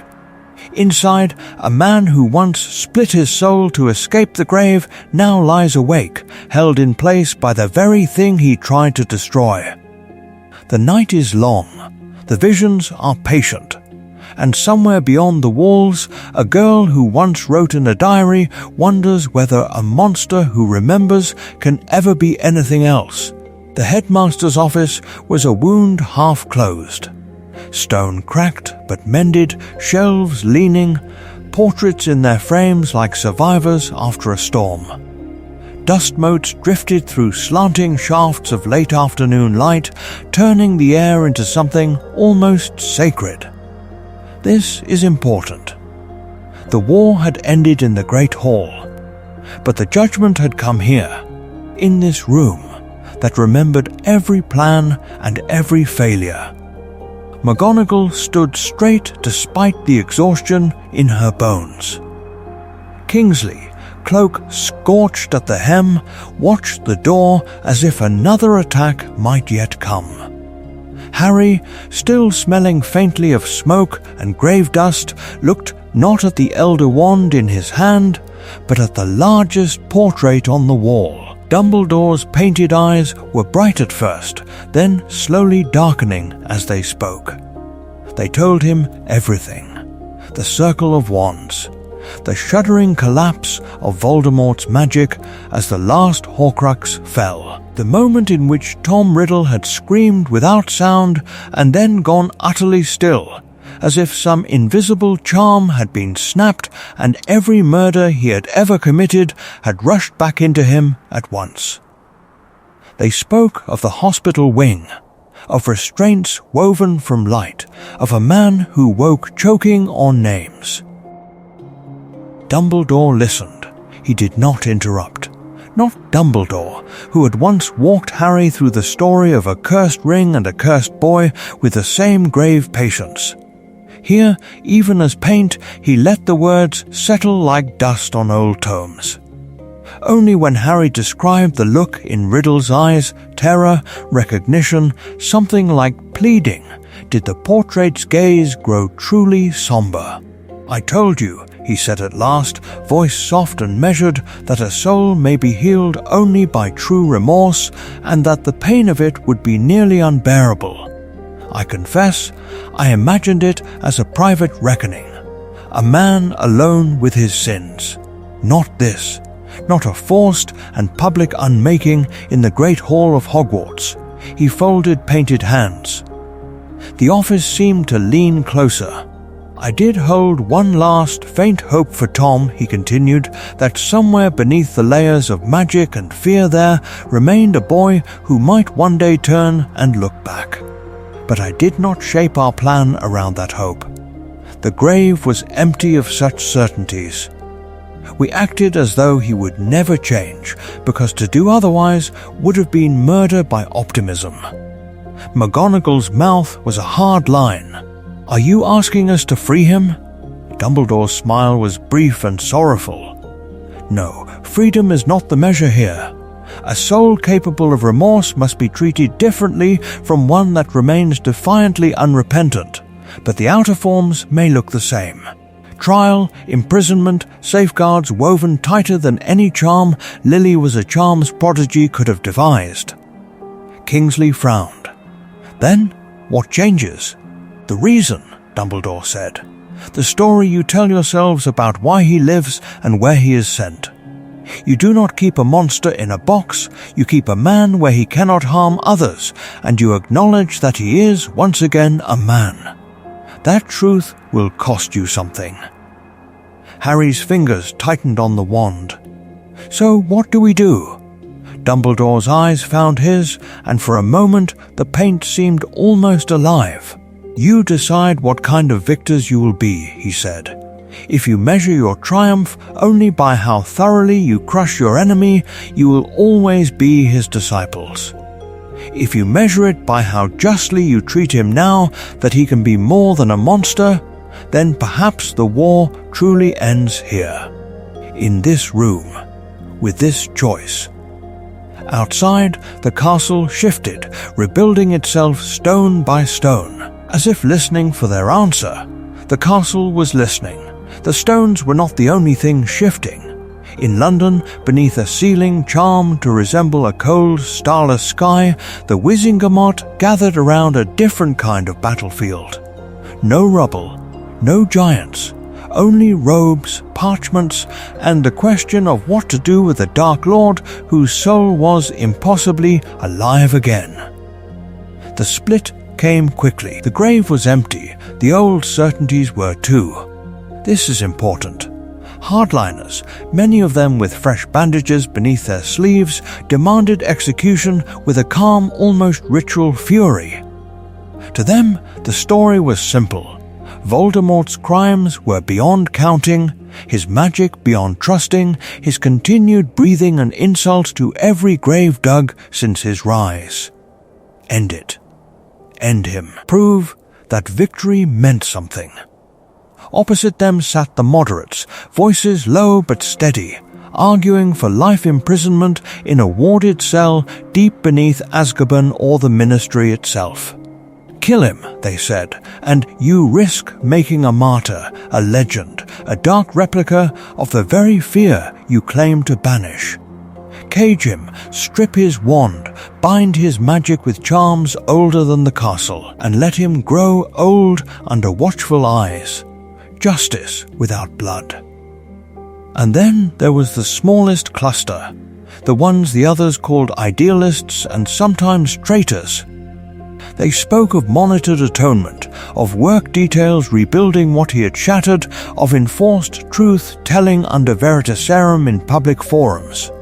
What if remorse, the thing Dumbledore had whispered about in old conversations, was not a myth? What if the pain currently tearing Tom Riddle apart could be harnessed, not to redeem him in some sentimental way, but to repair what he had broken? Kingsley Shacklebolt listened, every word another stone on his chest. The political stakes were brutal. If he appeared soft on Voldemort, if the Daily Prophet printed even one headline suggesting sympathy, the fragile government might fall before it ever truly formed. But to sign an execution order for a man whose soul had just been forced to face its own truth, to repeat the ministry's old pattern of fear dressed as strength, that would betray the values they claimed had separated them from the monster on the floor of the Great Hall. Behind the speeches, quieter currents moved. Former Death Eater sympathizers, now scrubbed and rebranded, pressed for a swift, decisive end. A clean, killing curse, a sealed record, a story that ended before Voldemort could speak their names. Not Dumbledore, who had believed in second chances, not Hagrid, who had trusted too easily. These were men and women who knew exactly what secrets a repentant Dark Lord might spill. Against them stood war-scarred figures like Andromeda Tonks and Minerva McGonagall, insisting that justice must be seen, and seen to be measured. No rushed execution in a closed chamber, no quiet disappearance.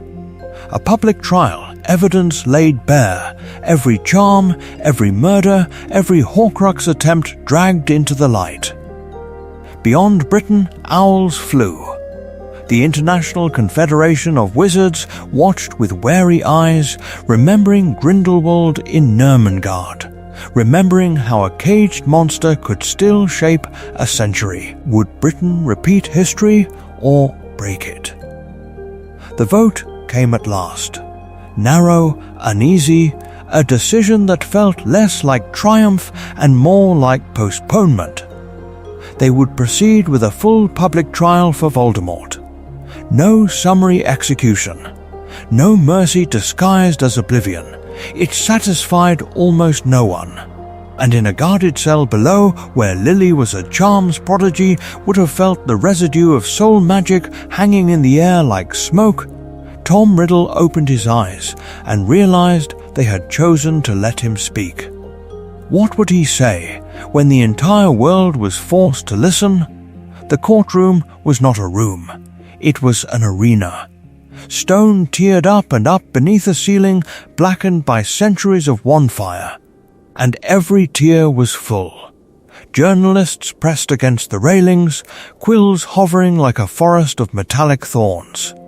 Survivors sat rigid and pale, some clutching photographs already soft at the edges from being held too often.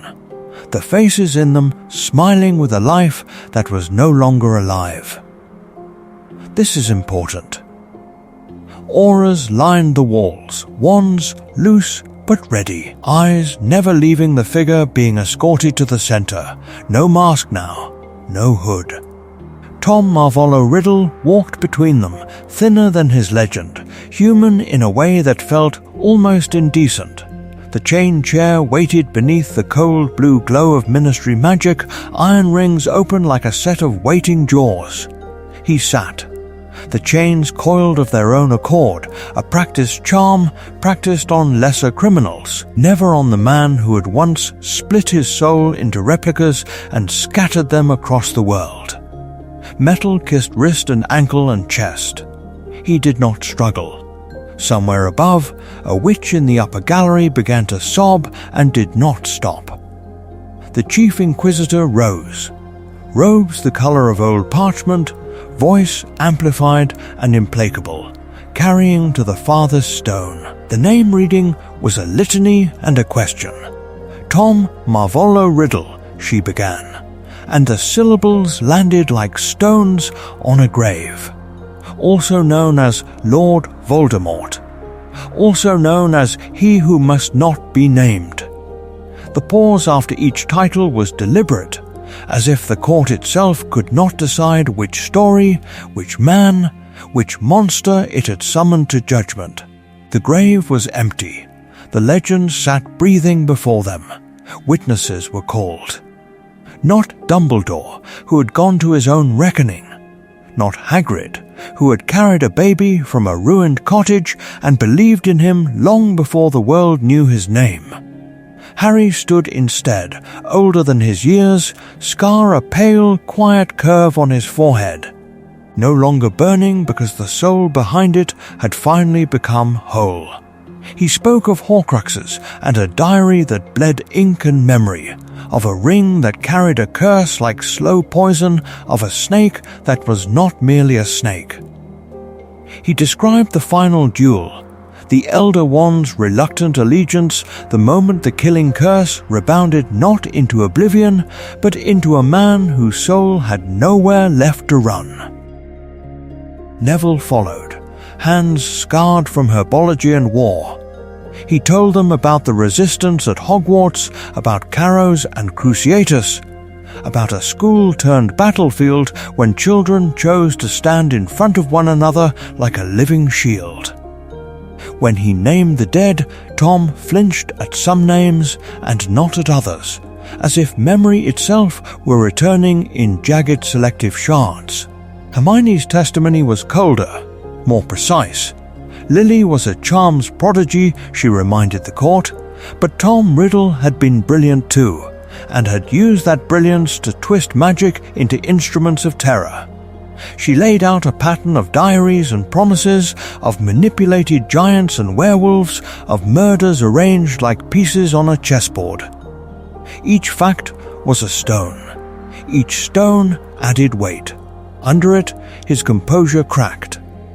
Once when a photograph was levitated before him, a small boy in striped pajamas, grinning, front teeth missing, Tom's eyes dropped and did not rise again until the image was gone.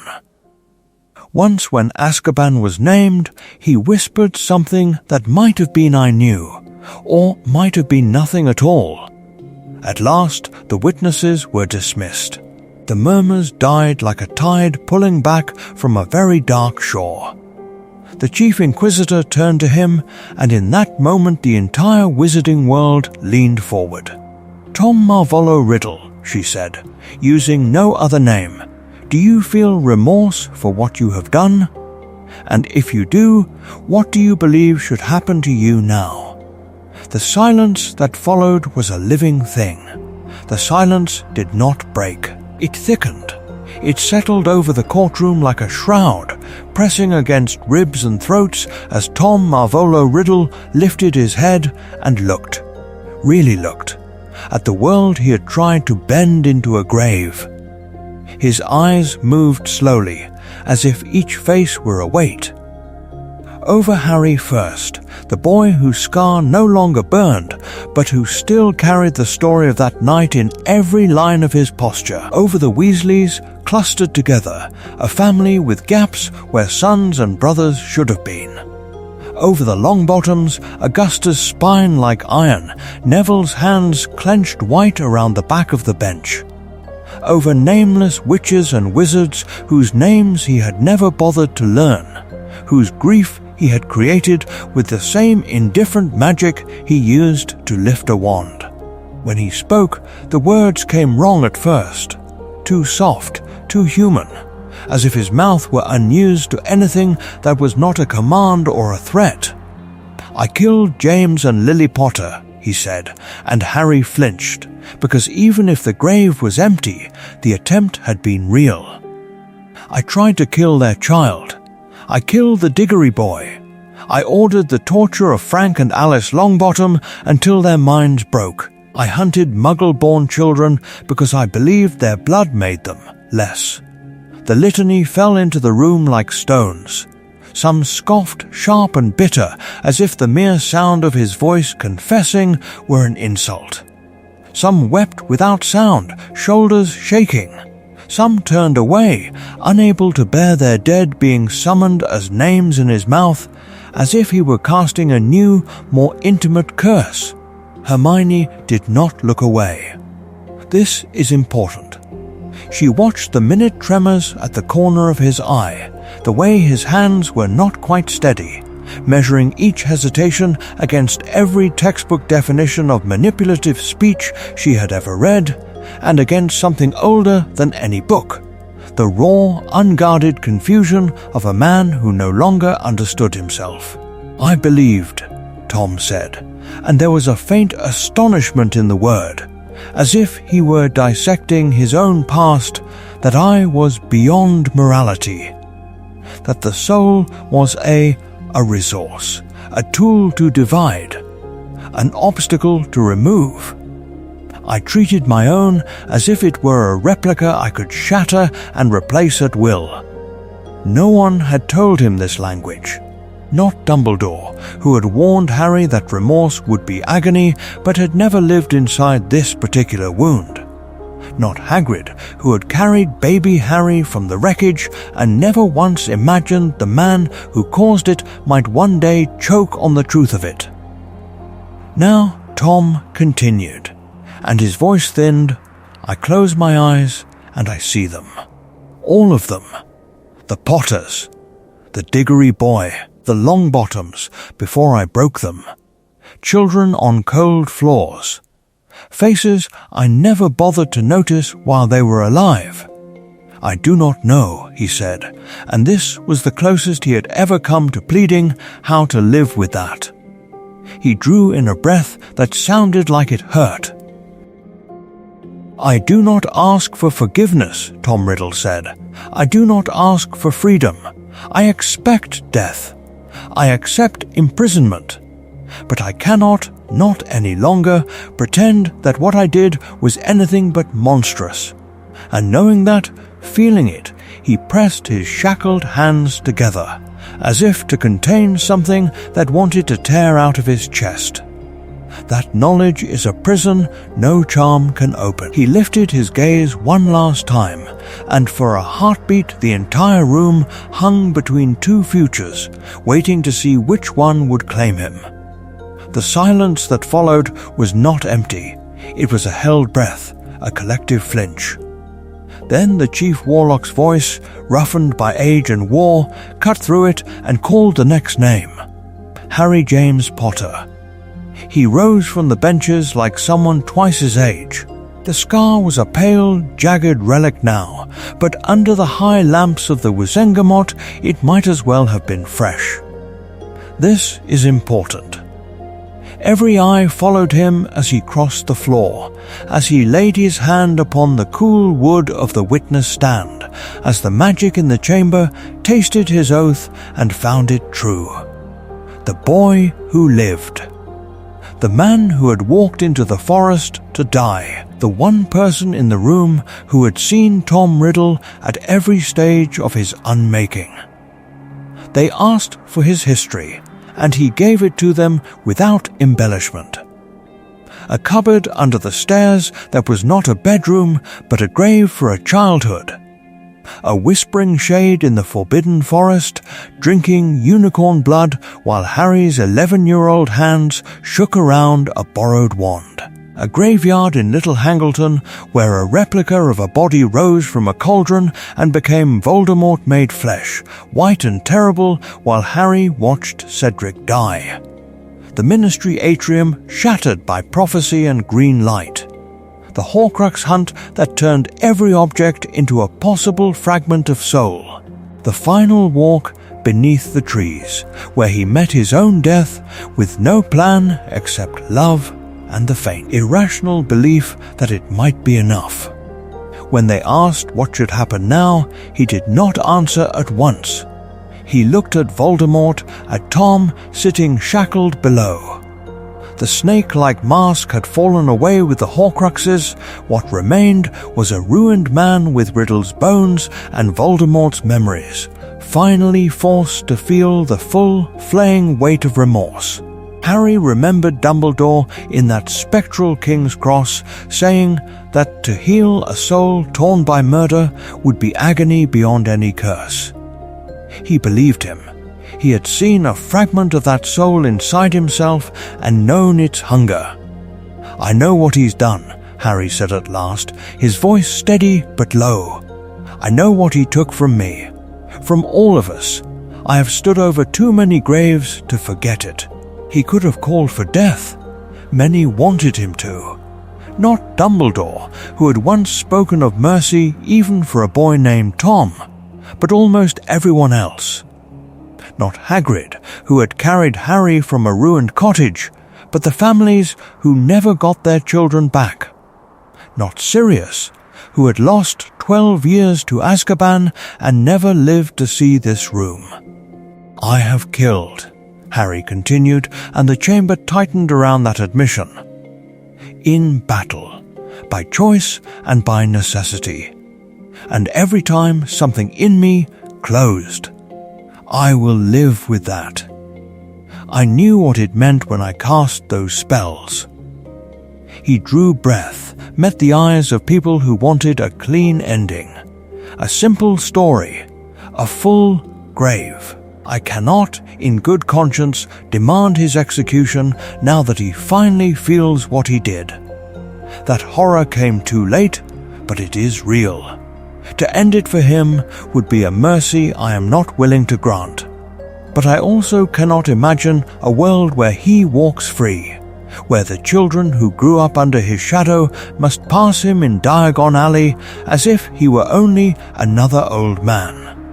The pattern broke. For a heartbeat, no one quite knew what verdict he was building toward.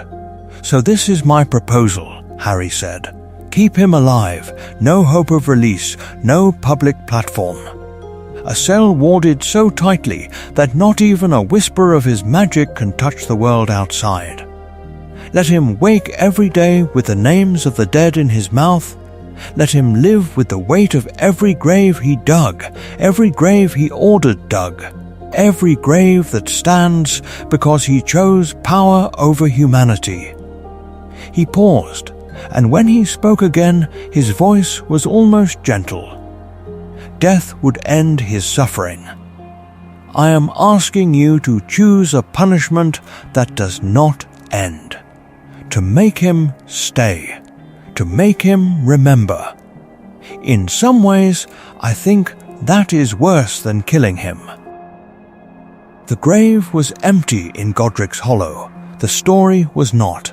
And in the charged quiet after Harry stepped down, the wizarding world realized that justice in this new future would not feel like victory. The verdict does not fall like a thunderclap. It seeps slow and cold into the silence Harry leaves behind. The grave was empty in Godric's Hollow. Now the space where vengeance should be feels just as hollow. The Chief Warlock rises. His voice is steady, but the parchment in his hand trembles, a thin, betraying quiver. In the matter of Tom Riddle, known as Lord Voldemort, he reads, "This Wizengamot finds the accused guilty on all counts. Murder repeated until the word loses shape. Torture of muggles, of muggle-borns, of his own followers. Treason against the ministry and the very statute of secrecy. Dark magical experimentation so grotesque that some charges can only be named in sealed records. This is important. There are no extenuating circumstances, no tragic childhood footnote large enough to stand between him and the weight of what he chose to become. Sentence follows, not as drama but as architecture. Stone laid upon stone. You are to be imprisoned for life in a dedicated, purpose-built facility under ministry and international oversight, the Chief Warlock continues. not Azkaban. Even the Dementors are judged too crude, too simple, for a soul that has only just been stitched back together. A fortress of layered wards, rune-etched stone sunk deep into bedrock, charms that taste for intent as well as action. No wand, no familiar, no quill unsupervised, no scrap of parchment that has not been spelled half dead. He will be watched, always, enchanted glass that records his movements, binding circles in the floor that can flare to life at the first whisper of forbidden magic, limited access to mind healers whose names are already being whispered like a second sentence, those who will walk the labyrinth of his remorse, catalogue it, test it, perhaps doubt it. There will be no parole, no review date, only an unending present, measured in meals slid through a slot and questions he cannot stop asking himself. The room fractures. Some survivors surge to their feet, faces raw, throats shredding themselves on a single word, cowards. They wanted the flash of grain, the echo of the curse he flung so freely, a grave with a name and a date to point at when the nightmares wake them. Others simply sag, as if the benches have finally claimed them, exhaustion folding their anger into a quieter, heavier shape. A few, very few, exhale something like relief they had steeled themselves to watch the ministry kill again in the name of balance. The sentence satisfies no one. It is too merciful for the Weasley son who will never come home, for the Longbottoms who will never recognize their own child. Too harsh for those who believe that if true remorse can heal a soul, then a life spent in chains strangles the very possibility of redemption. Too unprecedented for the ancient books of law, whose margins were never meant to hold a man who tore his soul into replicas and then tried to mend them. Not Dumbledore, who had once told Harry that remorse would be excruciating, imagined this precise outcome. Not Hagrid, who had carried an orphan from a ruined house, knew it would end with the orphan asking that his parents' killer be kept alive. Not Sirius, who had rotted in Azkaban without trial, could have conceived of a world where the Dark Lord receives mind healers and monitored care. Voldemort stands when they bid him rise. Tom Riddle is somewhere behind his eyes now, flinching at every spoken count. Chains bite into his wrists and ankles, spelled iron that hums faintly with old, cold magic. When the auras flank him, he does not resist. There is nowhere left to run that is not inside his own head. He is led from the dock.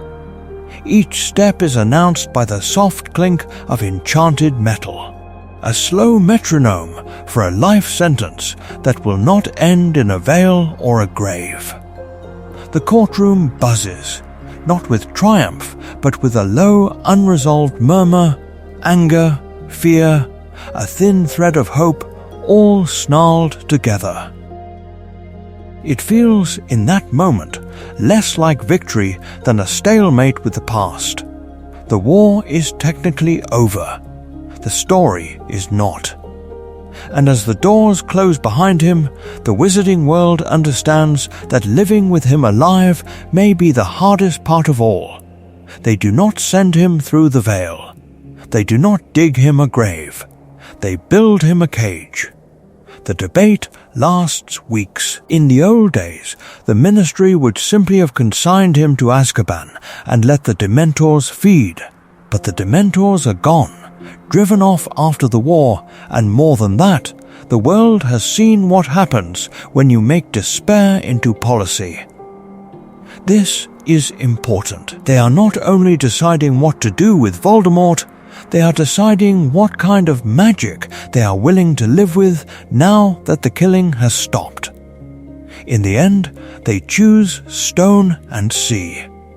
a remote, abandoned wing of Azkaban is stripped to its bones, its old corridors scoured of the clinging chill that once followed Dementors like a shadow. Where the walls are cracked, they are rebuilt. Where the rock is too steep, new chambers are carved into the cliff, or in places where the old evil feels too deeply soaked into the mortar. Entirely new towers are raised on separate spurs of black rock, bound by bridges that can be sealed with a word. The wards are not replicas of old protections. They are something unprecedented, layered like sediment from a war everyone is too tired to repeat. Bill Weasley walks those empty halls with surviving curse-breakers and the last stubborn members of the Order, inscribing runes that bite into the stone and drink his blood when the arrays demand it. Anti-disapparition fields are woven first, thick as iron bands. Then anti-animagus barriers, precise and cold, tuned to reject the shifting of bone and skin. Charms that smother wandless magic above a carefully measured threshold settle into the air like a second atmosphere, heavy but invisible. Deep in the foundations, runic circles whisper to one another, ready to shriek an alarm to auras at the slightest fluctuation in the damaged core of the man they are building this for. There are no Dementors. Not one. Not Dumbledore, who had once believed fear could be managed like a resource, would have missed the symbolism. Not Hagrid, who had ferried prisoners there and back again in the First War, would have argued for their return. The absence is deliberate, a rejection of the old cruelty and an acknowledgement that what now lives inside Tom Riddle's chest is punishment enough. His cell is not a dungeon in the old sense. It is Spartan, but not designed to break. A narrow bed, a small desk and a weighted ink-stained quill, a shelf with a handful of carefully vetted books, history stripped of propaganda, basic arithmancy, meditations on remorse that read like quiet accusations. A single high window looks out over the endless grey of the sea, where waves gnaw at the rock, with the patience of centuries. The grave was empty. Instead, they give him this room, a place where he must remain incontrovertibly alive. The design is a mirror. Every object, every inch of space is chosen to reflect him back at himself. The desk where he might write apologies no one has promised to read, the books that insist there, was always another path. The window that frames a world he can watch but never touch.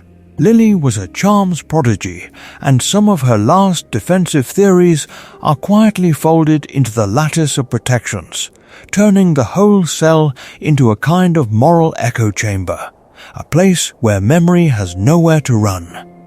Yet this fortress is not only for him, it is for them. For the witches who lost brothers, for the wizards who buried children, for Harry, who still wakes with his scar-burning phantom pain when the tide is high.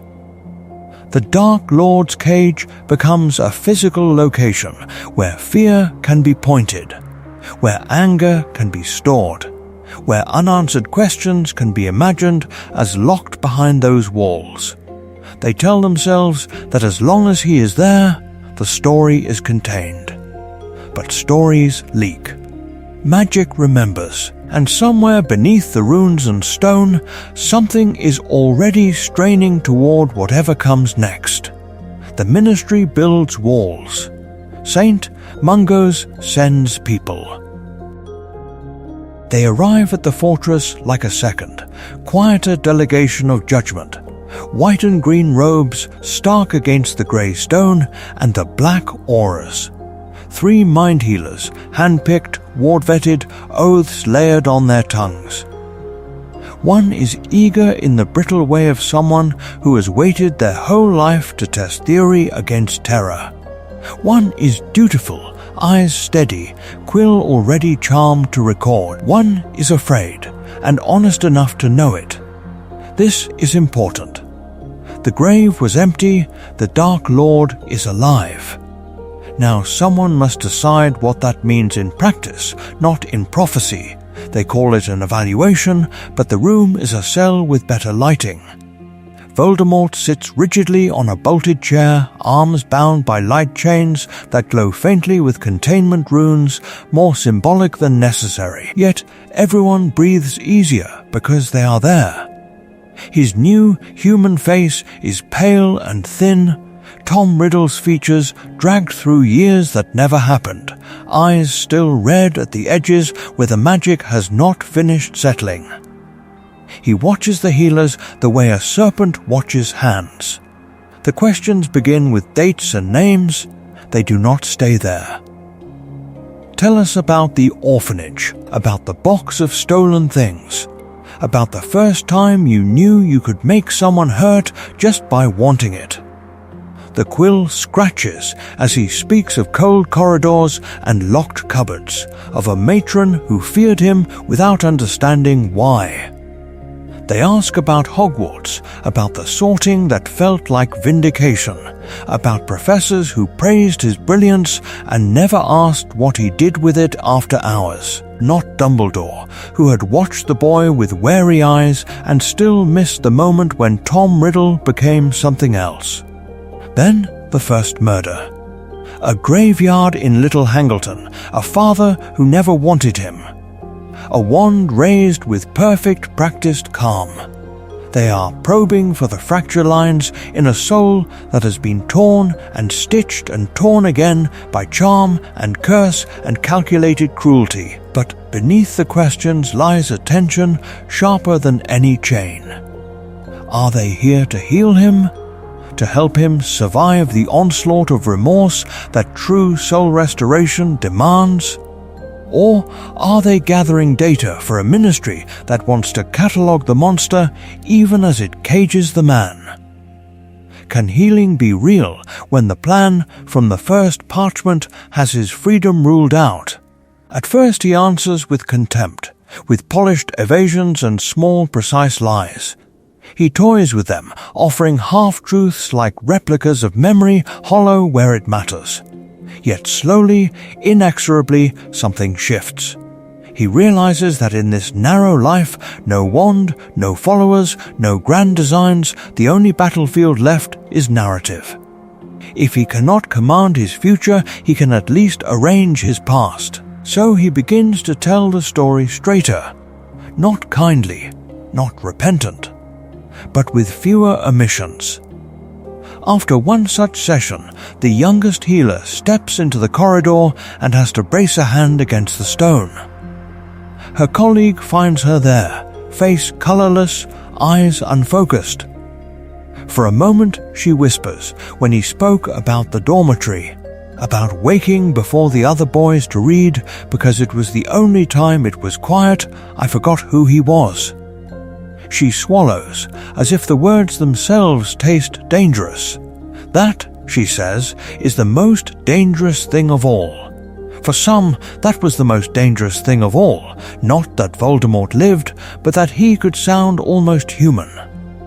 The grave of their certainty cracked. The grave was empty. This is important. The moment word spread that the Dark Lord had broken down under Veritaserum and memory projection, that he had wept and begged no one in particular for forgiveness, a different war began. Not Dumbledore, who had spent years warning of the fragility of souls. Not Hagrid, who had carried Harry from the ruins. Not Sirius, who had rotted in Azkaban for a crime he did not commit. None of them were as invested in Voldemort's monstrosity as the people who had called him master. In shadowed drawing rooms and shuttered manors, former Death Eaters listened to the reports and refused them. They called it a ministry charm, a staged replica of remorse to humiliate their fallen leader and erase the purity of their cause. They spoke of Imperius, of Confundus, of some secret plan to break his will. It was easier to believe in a lie than in a lord who could feel guilt. Easier to imagine a forged story than to accept that the man they had followed into murder now flinched at the memory of a single screaming child. From that denial, splinters formed. One faction clung to the old ideology with fanatic calm, insisting that the true Voldemort was still alive beneath this supposed repentance, that his current weakness was a prison-induced illusion. They vowed to continue his work without him, to keep the bloodlines pure, to finish the plan he had been prevented from completing. Another, quieter group watched the pensive memories of his collapse and whispered that this was a test, that a mind like his would never break without purpose, that somewhere beneath the remorse lay a deeper strategy no one else could see. How do you renounce a god without first convincing yourself he is still omnipotent? And then there were those who felt something else, disillusionment. Narcissa Malfoy, who had already lied to Voldemort to save her son, now saw in his trembling confessions the final proof that the ideology had always been hollow. Draco, who had watched him fall in the Great Hall, used that image like a shield. When old comrades tried to recruit him into whispered gatherings, he would answer with a single memory. The Dark Lord on his knees, choking on the weight of his own magic. If the architect of the creed could not bear its cost, what did that say about the creed? This is important too. Out at the edges, a stranger cult emerged, witches and wizards who did not love Voldemort as a hero or fear him as a monster, but venerated him as a dark saint of remorse. They copied fragments of his testimony, recited his descriptions of soul pain as if they were scripture. His suffering made their own guilt feel almost sacred. If he could survive such torment and remain alive, perhaps their lesser crimes were a kind of twisted initiation. The ideological battlefield did not close with his defeat. It widened with his survival. As long as Voldemort breathed, as long as his restored soul sat in a guarded cell and his memories could be poured into a pensieve, no one could simply bury him and be done. The grave was empty, and so every side kept returning to it, arguing over what had really died and what meaning, if any, could be salvaged from the man who refused to leave the world he had broken. So Hogwarts rebuilt itself around that empty grave. Stone by stone, spell by spell, until the towers rose again and the great hall ceiling remembered the sky. But the walls never quite forgot. Here, a scorch mark that no scouring charm would lift. There, a missing banister where a curse had bitten straight through Oaken Child. New students arrived dragging trunks over flagstones that had once run slick with blood, told from their first feast that the Dark Lord was not a ghost story. He was alive. Contained, watching the same sea from a different fortress. They grew up knowing that somewhere beyond the horizon there was a cell where history still breathed. This is important. In the old days, fear had always pointed outward into shadows and rumors. Now it pointed to a known coordinate on a ministry map, to a name, to a man whose existence could be measured in meal schedules and ward reports. The myth had weight. The monster had a timetable. Inside the castle, McGonagall understood that the building could not simply be repaired. The curriculum had to be rebuilt as well. Defense against the dark arts stopped being a revolving door of hexes and countercurses and became something heavier, almost grave, a study of magical ethics and resistance. Students did not just learn how to disarm, they traced the lineage of power. How a single charm could become a tool of oppression when repeated often enough by enough obedient hands. History of magic changed more violently than the stone. Professor Binns, who had once droned about goblin rebellions while ignoring 2 wizarding wars, found his lessons interrupted, corrected, then finally replaced. Living witnesses came to speak beneath the floating candles, not Dumbledore, who had gone to his own grave with too many secrets, but survivors who remembered the carrows in the corridors, the dark mark over homes, the day the castle itself screamed. Voldemort was no longer taught as an abstract evil. He was presented as Tom Riddle, orphan and prodigy. The boy who had received his Hogwarts letter in a grey London orphanage and had seen magic first as escape, then as entitlement. Students read his prefect reports. They examined his award for special services to the school like a replica of a fallen idol. They followed, step by deliberate step, the choices that had led from a brilliant essay on transfiguration theory to the first Horcrux ritual performed over a cooling body. This is important, McGonagall told them. He was not inevitable. In classrooms that smelled of ink and dust, debates flared. Did remorse matter if it came only after defeat? Was the agony of a soul re-knitting itself in a prison cell by the sea any kind of justice? Some argued that to endure every memory of every murder, unsoftened every night, was punishment beyond comprehension. Others said there were graves that could never be filled, and no amount of suffering in a fortress could balance a single empty chair at a family table. Years later, when Hermione Granger stood at the front of a refurbished classroom as Professor of Magical Ethics, she did not begin with a date. She began with 2 names. Chalk tapped the board twice, clean and sharp Tom Riddle. Lord Voldemort. The students shifted, quills poised, the sea wind pressing faintly at the enchanted windows. Which name, she asked them, belongs to the man in that cell? Which name belongs to the story you are going to tell yourselves about him?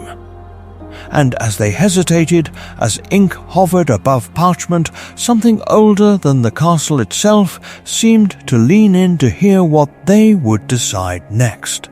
The boy with the lightning scar grew into a man the world could not stop reading like a living inscription. The war ended, but the story did not. It never could, because the man who had torn his soul remained alive to remember it. Harry Potter became an aura because there was, in his mind, no other honest thing to do.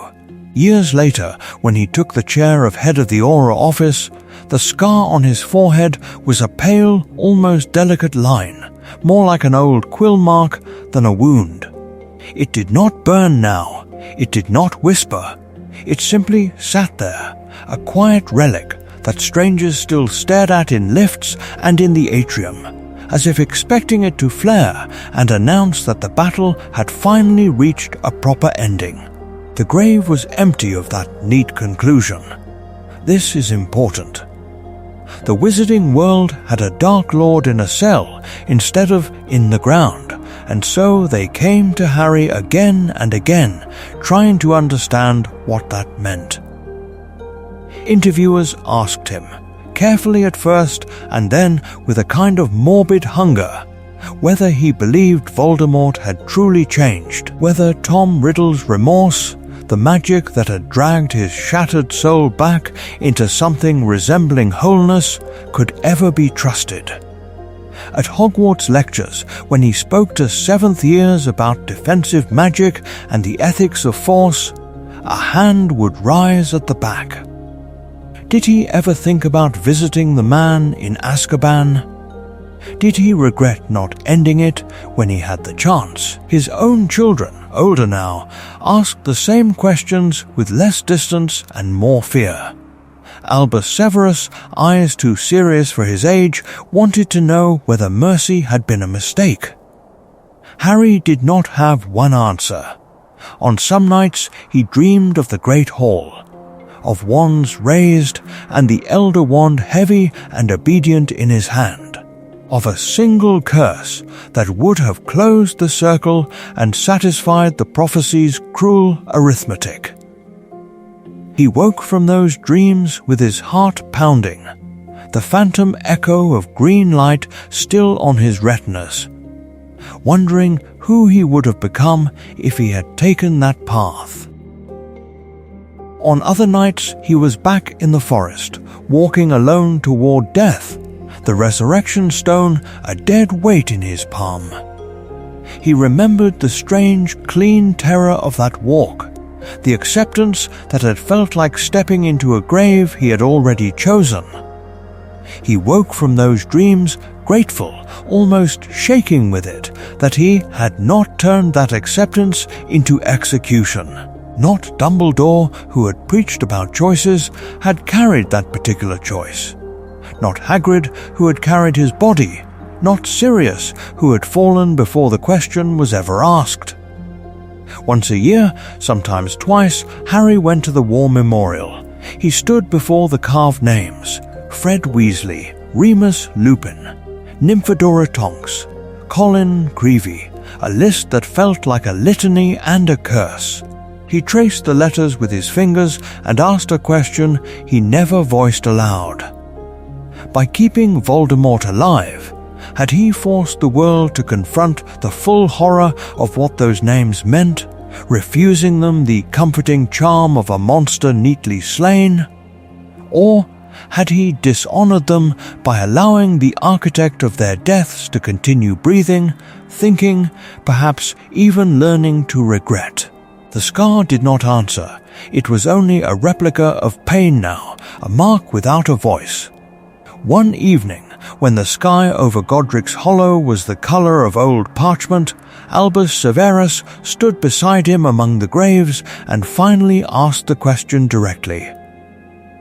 Was sparing Voldemort the right thing? Harry looked at his son, at the boy's unmarked forehead, and chose his words with the same care he had once chosen spells. The hardest part of winning a war, he said quietly, is not the fighting. The hardest part is learning to live with the choices you made when the killing stopped, and still finding a way to be someone your children can believe. And somewhere far away, behind stone and ward and watchful eyes, a man who had once been Lord Voldemort woke from another nightmare of a forest and a boy who had not killed him, and wondered what it meant to deserve that kind of mercy. The nightmares do not end with him. They echo forward. By the time Teddy Lupin and Albus Severus Potter are old enough to ride the Hogwarts Express alone, the war is not a memory, but a mythology. Their parents' scars are part of the landscape, like the ruined graveyards and rebuilt corridors, a dark relief behind the calmer shape of their own lives. The grave was empty in Godric's Hollow, but the stories are full, layered, and sometimes suffocating. They grow up on fragments. A half-finished sentence when an old Order member goes quiet at dinner. A name that makes a room fall still. Not Dumbledore, who had orchestrated so much of the plan and then died before seeing this ending. Not Hagrid, who had carried Harry from the wreckage and now carries first years across the lake, his eyes softer when they ask about the war. Not Sirius, who had never lived to see a world where his godson spared the man who ruined them all. For Teddy, whose father died in that last desperate charge, Voldemort is a contradiction. The man who orphaned him is not a streak of green light in a remembered corridor. He is alive, somewhere beyond the Northern Sea, an aging figure in a cell layered with wards and watchful charms. This is important. The bogeyman under the bed has a bed of his own now, iron and stone and ministry-regulated blankets. On the Hogwarts Express, in a compartment that smells of pumpkin pasties and polish, they talk about him. Albus, Teddy, Rose, a few others whose grandparents' names fill the old war rolls. They debate in low voices while the countryside blurs past, as if the fields themselves might be listening. Should someone like that ever be allowed visitors? Should a boy whose scar no longer burns be permitted to stand again before the man who gave it to him? Teddy imagines a cursed fairy tale king, trapped in a fortress of cold iron, his magic bound, his soul no longer torn but heavy with the weight of what it remembers. Albus imagines something worse. A frail man whose voice could still turn doubt into devotion. Would seeing him make him smaller, more human, and therefore less frightening? Or would the very fact that he is alive, that he endured, glamorize him for those who already find darkness beautiful? In the common room, under the watchful gaze of portraits who remember both wars, the questions deepen. Someone mentions that Lily was a charms prodigy, that the same brilliance which once crafted replicas and shields helped design the containment around Voldemort's cell. The plan is airtight, they are told. The wards are absolute. But children who grew up in the shadow of broken absolutes do not entirely believe in that word. One evening, when the fire has burned low and his siblings are asleep, Albus asks his father, has he ever considered letting Voldemort speak to students the way the Ministry invites victims of cursed artifacts to address Auror trainees? Harry's answer is a silence first, long and raw, then a refusal that is not quite absolute, because he has seen what remorse did to that soul and he knows that warning might have power. His horror and his reluctant intrigue sit side by side, and Albus sees both. He carries that tension back to school, where Voldemort is no longer a monster in motion, but a question mark in stone. A living embodiment of what happens when you push magic, and a soul past every grave limit and then have to go on living with what comes back to you in the dark. The letter arrives on a quiet morning. No thunder. No owl struggling under a cursed weight, just parchment, official and heavy, bearing the seal of the reformed Azkaban and the discreet watermark of St. Mungo's mind healers. Harry knows before he opens it. The name on the outer fold is enough. Not his, not Ginny's, not Dumbledore, who had once believed death was the only stable prison for a soul like Voldemort's. The name is Tom Riddle, written in a careful healer's hand, and beneath it, in smaller script, a request. This is important. Inside, the language is cool, professional, almost bloodless. The restored soul has produced episodes of acute psychic dissonance. The subject is fixated on the boy who lived and on the grave consequences of his own choices. The mind healers believe that a controlled, warded visit from Harry Potter might stabilize the integration process and provide mutual closure.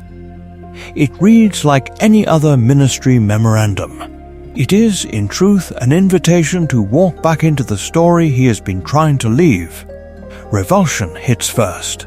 Sharp, clean, Harry has spent years building a life that is not a replica of the war. Sunday dinners, Quidditch practice, the soft weight of a sleeping child on his chest.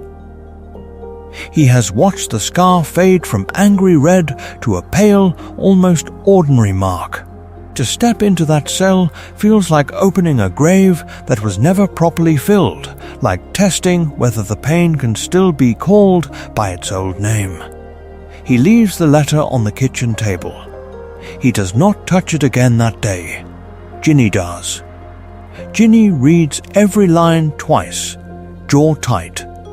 She remembers the chamber, the diary, the way his magic wrapped around hers when he pulled her back from the dark. Her first instinct is simple: no.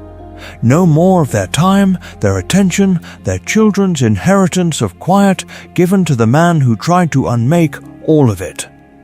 She says as much, voice low, hands flat on the wood between them. But she has also woken to his nightmares. Not every night, not even every month, but often enough that she knows the pattern, the sharp breath, the hand to the scar that no longer burns, the whispered name. She is protective, and she is honest.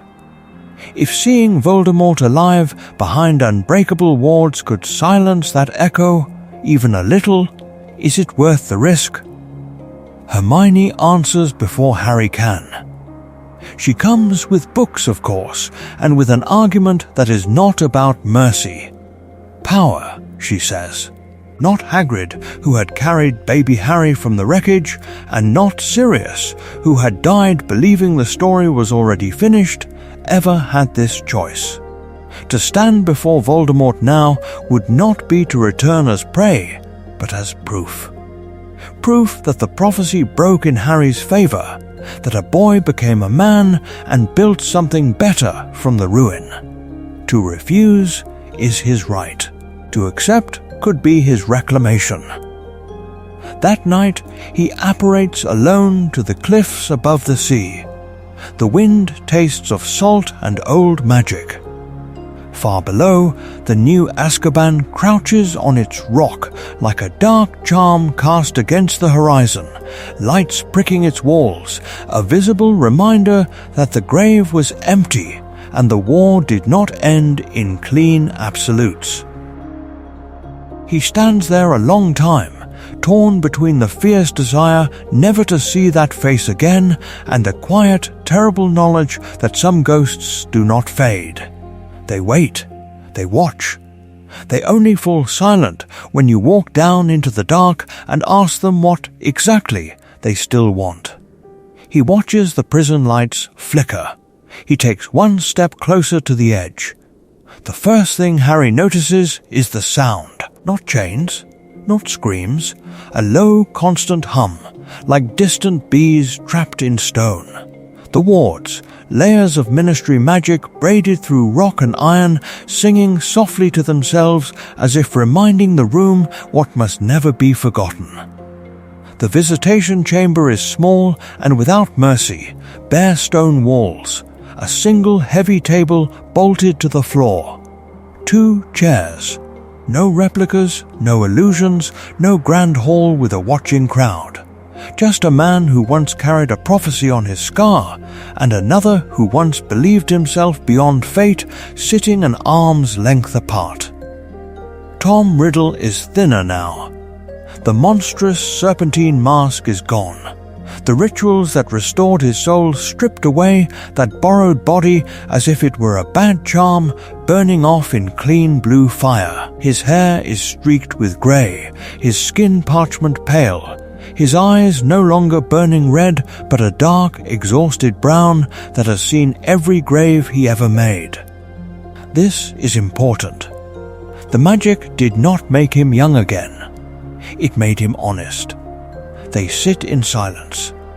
Between them lies the memory of a shattered wand, a fallen snake, a boy walking into a forest to die. The air is thick with unspoken names, with mothers and fathers and children, with a castle that still carries scorch marks where curses struck stone.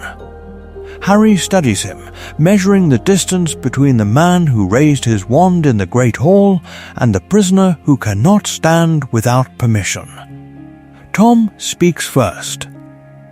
There is a certain irony, he says, mouth twisting into something that is almost, but not quite, a smile. That the child I tried to kill is now the man who decides whether I ever see another human face across a table. His voice is roughened, less theatrical, as if the words themselves have weight. Not Dumbledore, who had once tried to reach the frightened boy in the orphanage. Not Hagrid, who had brought Harry into the world of magic with hands big enough to carry him. Not Sirius, who had dreamed of freedom and godfatherhood. Just Harry. Alive, listening, Harry's questions have waited for years, coiled like a second scar beneath the skin. "Did you ever care about anything?" he asks, and the words fall heavy in the small room. "Do you remember them? The people you killed? Do you feel anything for them now?" He does not say names, but they are all there. Cedric on cold grass, Snape bleeding out in a boathouse, a girl in a bathroom, a family in a cottage, a woman standing between a crib and death. Tom closes his eyes. When he opens them, there is something raw there, like torn parchment. "I remember every face," he says quietly. "The ritual ensured it.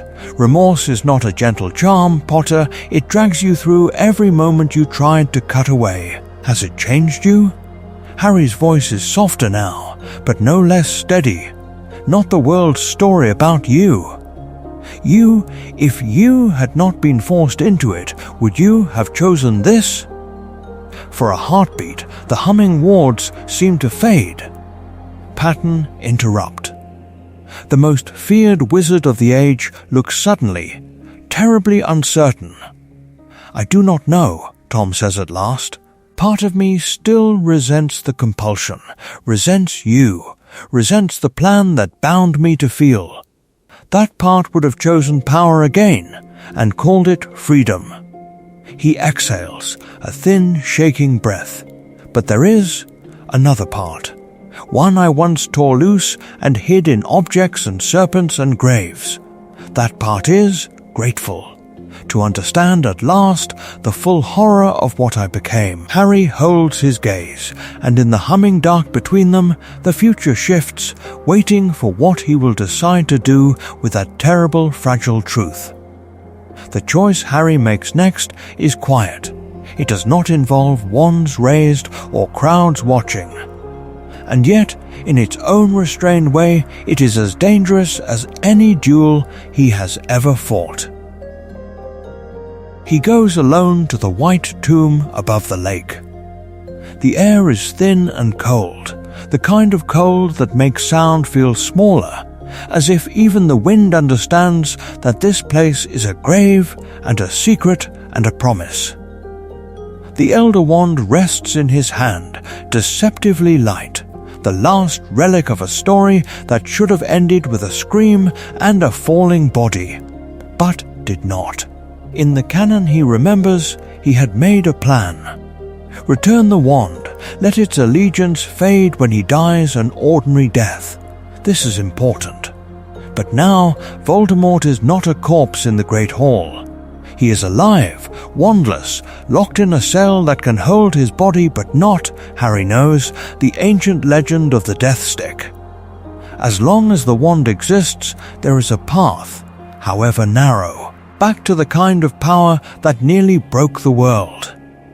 He could snap it. He could cast a charm so violent it shatters the core and leaves only inert wood and memory. He does not. Because the truth of this war is that destruction has never been enough. They killed bodies. They broke Horcruxes. They emptied vaults and left replicas of safety where none truly existed.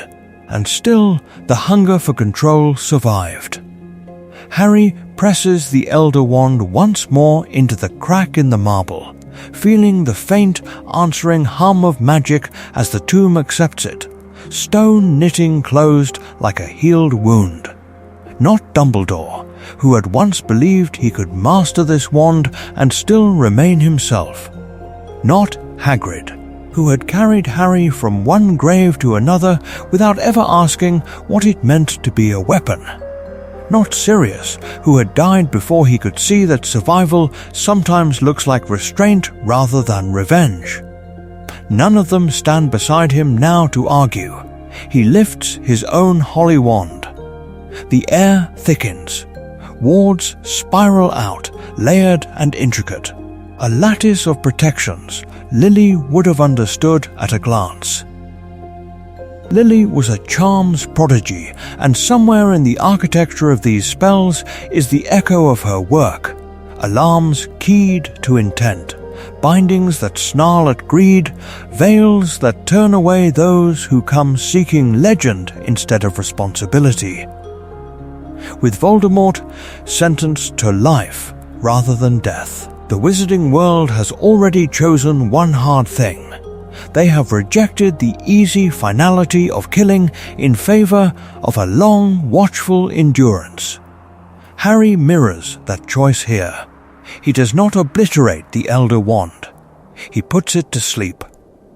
He accepts that some dangers must be lived beside, acknowledged but unused, like a locked door everyone agrees never to open. Deep within the tomb, in darkness unbroken by torch or spell, the Elder Wand lies still. Its power is intact. Its story is paused. Above it, a man who once tried to conquer death now wakes each morning to a life he cannot escape, while the last great weapon of his rise rests in the quiet, waiting for a hand that, if Harry's vow holds, will never come. The Elder Wand sleeps beneath stone and spell. Above it, Tom Riddle wakes. This is important. His days are measured not in battles or proclamations now, but in the repetition of small, almost insultingly ordinary sounds. The soft crack of dawn against the barred window. The distant, patient roar of the sea gnawing at Azkaban's black rock. The scrape of a metal plate through the slot in the door 3 times a day, each meal as plain and undistinguished as the last. No feasts, no followers, no grave to visit, no grave to desecrate. Only the slow erosion of time. He rises when the light finds him. He washes in water that is always a little too cold. He eats bread that is always a little too stale. Sometimes a mind healer comes, robes grey instead of white, as if even their profession has accepted that nothing here will be clean. They ask careful questions about dreams, about memories, about the way certain names make his throat close. He answers, because refusing is pointless now, and because speaking the truth has become its own terrible discipline. Remorse no longer strikes like lightning. The night in the great hall, when his soul knit itself together around the jagged edges of every murder, was a cataclysm. Now it is weather. A constant pressure in his chest, a chronic ache behind the eyes, a weight that settles over every idle moment. He can think of nothing without thinking also of what he did with the last time he was given. Even the sound of the sea is an accusation. How many screams did it once drown? He reads. The ministry permits carefully chosen volumes, history, theory, some arithmancy so abstract it cannot be weaponized.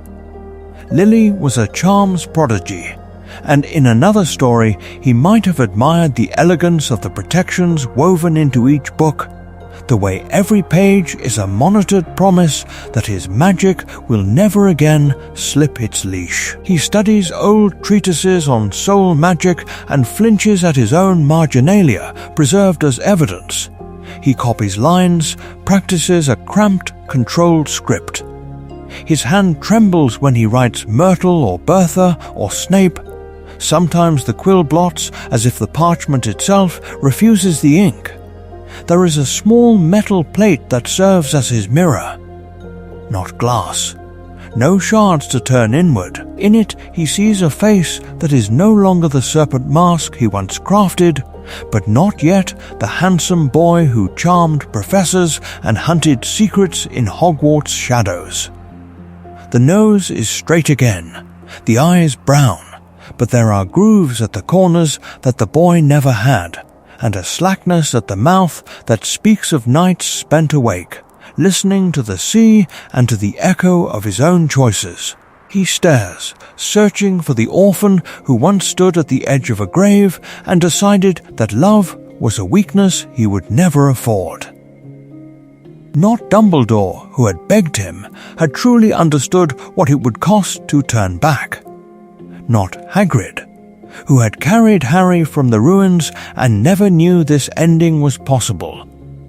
Not Sirius, who had rotted in a different cell, could have imagined that the Dark Lord's final punishment would be to live. His life sentence is a paradoxical victory for the soul. He is trapped, powerless, and despised. He is also, finally, fully alive, capable of feeling the very thing he spent a lifetime fleeing. The plan he once followed, to split himself, to scatter his being into objects and snake and wand, has collapsed into a single, inescapable point: himself. And somewhere beyond the sea, beyond the wards, there is a knock that has not yet sounded, a decision that has not yet been made, waiting to test whether remorse can endure contact with the world that remembers him. His soul is whole again, but the world around him is not. The fracture has moved outward. This is important. Voldemort's continued existence becomes a kind of enchanted mirror held up to wizarding society, a surface in which they glimpse not only his atrocities but their own. He is the living reminder that a soul can be torn and yet remain alive, that a body can rise from its own symbolic grave and still walk the corridors of memory. The grave was empty. The Dark Lord did not vanish into legend. He sits in a cell, breathes, dreams, and forces everyone else to ask what they mean by justice when the enemy is no longer a serpent, but a man. Different factions press their faces to that mirror and see what they wish. Reformers point to the refusal to execute him as proof that the post-war world has stepped away from the crude symmetry of an eye for an eye. They invoke Dumbledore's old insistence that killing is a violence against the killer's soul as much as the victim's, and argue that choosing imprisonment over the killing curse is the first real break with the war's moral logic. Not Dumbledore, who had once argued for second chances even for those who barely deserved first ones, but younger witches and wizards who grew up on stories of Azkaban and decide that mercy must mean more than the absence of murder. Hardliners look at the same cell and see only weakness. They stand at the railings of the rebuilt ministry and say that a life sentence is an insult to the graves of the fallen, that allowing the architect of so much ruin to eat, to sleep, to think, is proof that the system will always bend toward leniency for monsters who speak the right words about remorse. They hold up his survival as a warning that magic, law, and sentiment together have failed to close the circle. In homes and classrooms, the discomfort takes a quieter form. People avoid his name now not because they fear he will appear, wand raised, but because the syllables conjure a more unsettling image, a man alone, somewhere with a soul that hurts. Children whisper that he dreams of the faces he killed. Adults wonder, in the privacy of their own thoughts, whether he feels regret or whether the restored soul has only deepened his capacity for self-pity. Which is worse? Over time, the public rituals change. Memorials that once centered on his defeat begin to emphasize the resilience of those who rebuilt, the healers who worked through the night, the Muggle-born families who returned despite everything, the students who went back to a castle that still smelled of smoke. School lessons shift from the catalogue of his curses to the quiet courage of those who refuse to become replicas of his cruelty. The story decenters him, even as his body remains stubbornly, inconveniently alive. In the end, the true measure of victory is not whether Voldemort lives or dies, but whether the world that contains him refuses to adopt his contempt for the soul, including his own. The plan, unspoken and fragile, is to live in a way that makes his philosophy not only defeated but unthinkable. Yet there is another grave the world might have chosen to dig. A cleaner grave. A grave with a body in it. In that other timeline, the Elder Wand sings its last allegiance, the final curse rebounds, and Voldemort's body falls in the Great Hall. No gasp of breath, no twitch of fingers, simply a corpse on polished stone, the Dark Lord's magic snuffed out in a single theatrical instant. The war ends in a way stories understand. One spell, one body, one perfect moment where good triumphs and evil lies still. The aftermath would have been almost comforting in its simplicity.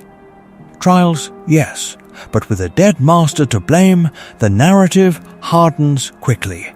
Death Eaters are sorted into neat categories of monster, victim, opportunist, memorials rise, a gleaming statue of Harry perhaps, wand raised, the boy who lived and then finished it. Schoolchildren trace his name on plaques and are told that darkness can be ended if one is brave enough, chosen enough, lucky enough to stand in the right place at the right time. This is important. In that world, there are fewer arguments about what to do with a man who has committed unforgivable acts and yet still breathes. Fewer debates about Azkaban versus something worse, about whether a soul so torn can ever be more than an academic question. The temptation to polish the story until it gleams is overwhelming. Harry becomes less a boy and more a symbol, a near-flawless hero who ended terror with a single spell, his own cruelties and angers politely edited out. Not Dumbledore, who had spent a lifetime fearing his own capacity for power.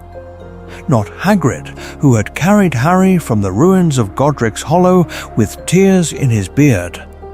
Not Sirius, who had rotted in a cell built on certainty. None of them are forced, in that canon ending, to sit in a courtroom and watch Tom Riddle flinch at the reading of each name, to feel the dissonance of seeing a monster wince like a man. But here, in this altered story, the grave was empty of that easy closure.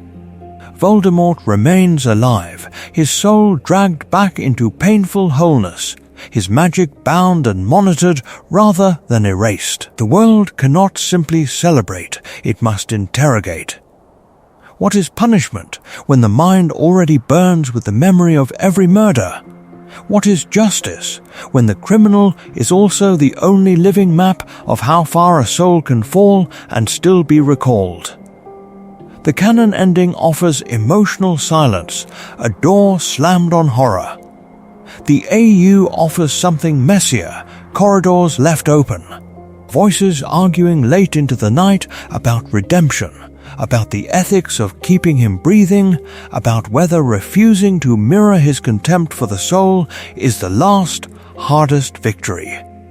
So the question turns quietly toward you. Which world would you rather inhabit?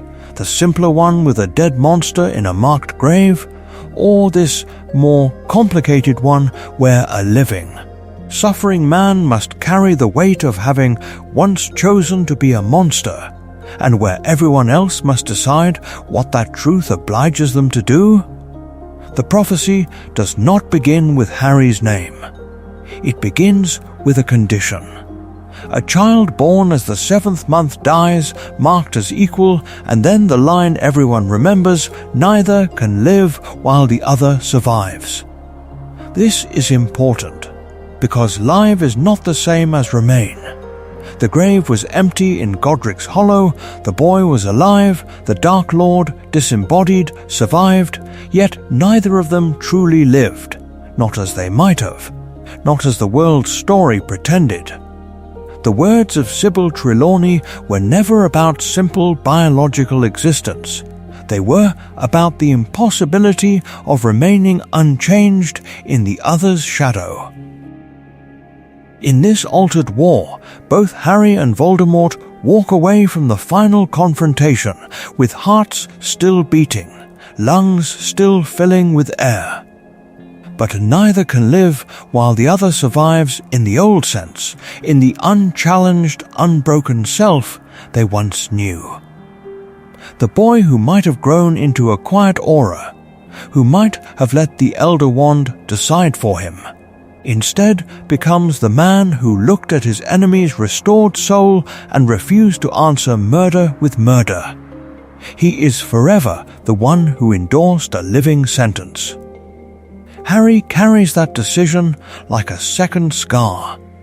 It shapes his work. He argues in Wizengamot chambers against Dementors, against Azkaban as a place of mindless decay, because he has seen what deliberate suffering can do to a human being who once chose monstrosity.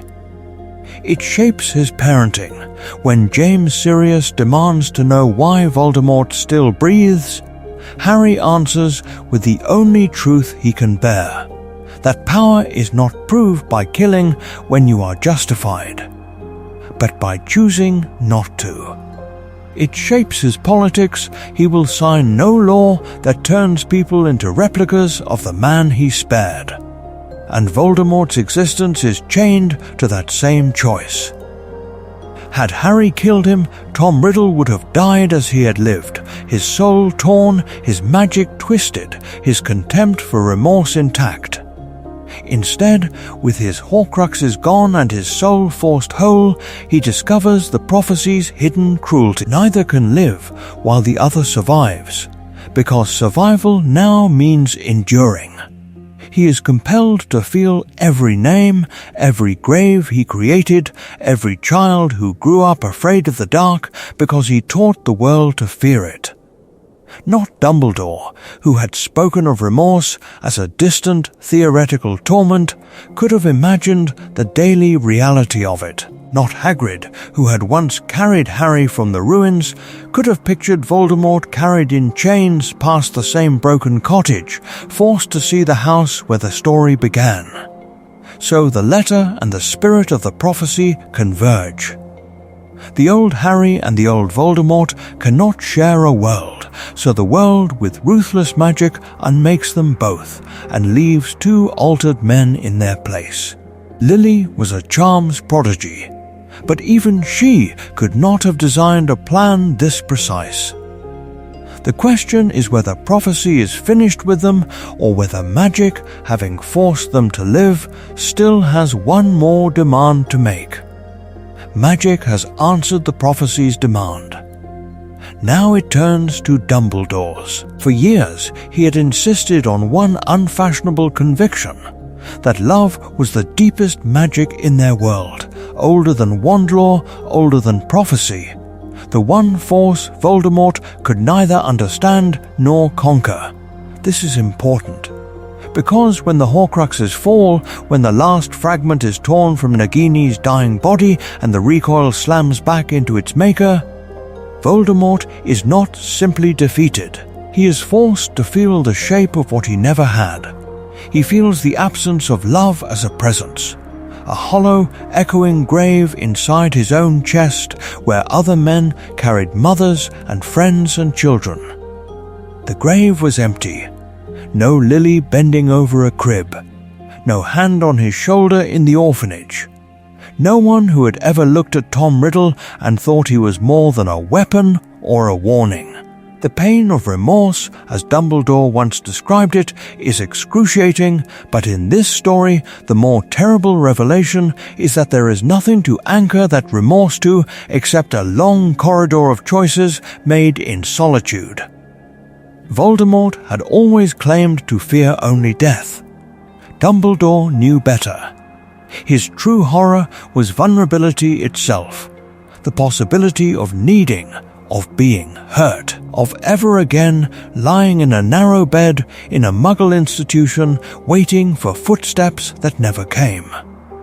The Horcruxes were not merely a plan to live forever, they were a charm against dependence, an attempt to make his soul invulnerable by tearing it apart, by ensuring that no single blow, no single betrayal could ever reach all of him at once.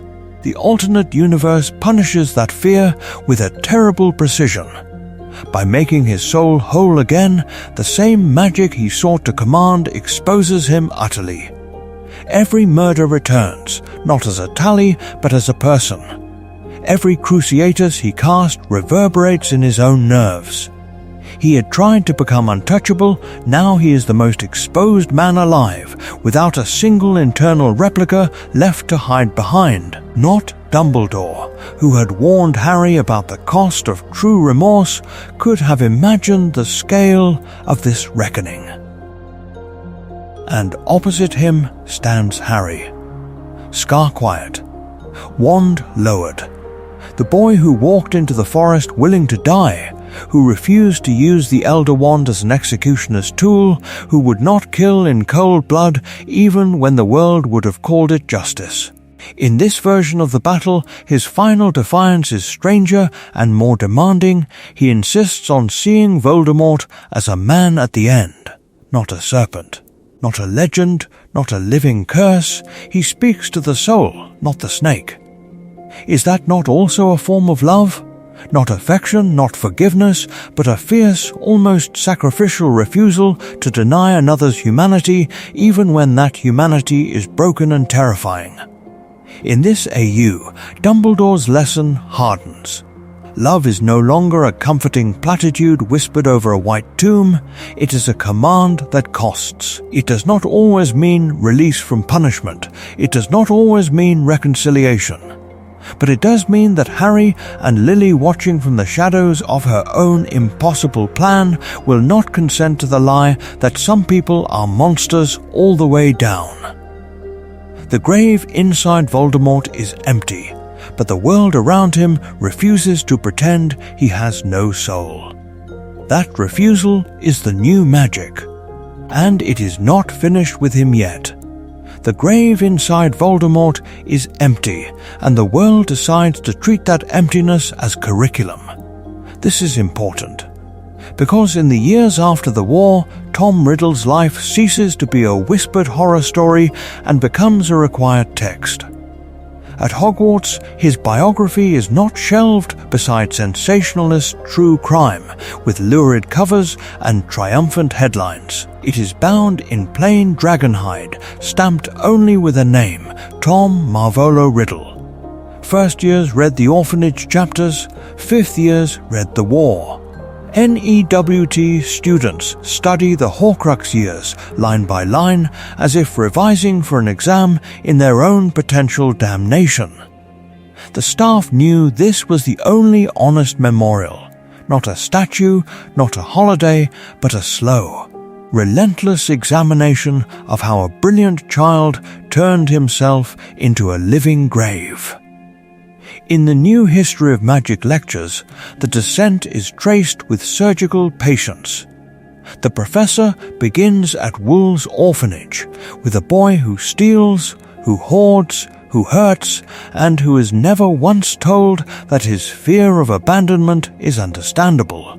Then to Hogwarts, where talent is praised but loneliness is not named, where a handsome prefect learns to wear his charm like armor. Not Dumbledore, who had seen the warning signs and still underestimated the velocity of that fall. Not Hagrid, who had once called him a bit odd and left it at that. No one, then or later, understood how each small cruelty, each lie, each experiment on a classmate, each quiet manipulation made the next one easier. Dark arts seminars take it further. They do not merely diagram the spellwork of Horcruxes on the board. They map the soul. Students are told explicitly what was once only hinted, that every act of soul-splitting does not simply tether a fragment to a locket or a diary or a ring. It hollows the remainder. It makes empathy feel unnecessary, then inconvenient, then impossible. The charm that tears the soul is taught only as theory, under oaths and layered wards, as professors describe the spiritual cost in unflinching detail. The grave was empty because Tom Riddle had dug it himself 7 times. And yet, in this altered world, his end is not a clean obliteration in a burst of green light. He is alive. Remorseful, imprisoned, his brokenness is held up to students as both warning and possibility. If the most mutilated soul in living memory can feel, then no one is beyond feeling. But feeling does not erase the bodies, the broken families, the names etched into marble. Redemption, they are told, is not a charm. It is a sentence served in full awareness. Lily was a charms prodigy, and in quiet footnotes, her work on protective magic is taught alongside the story of the man she helped to stop. The contrast is deliberate. 2 prodigies, 2 plans, 2 legacies. By the time new generations arrive, children like Teddy and later Albus Severus, they grow up in a world where Voldemort's survival is less a scandal than a standing warning.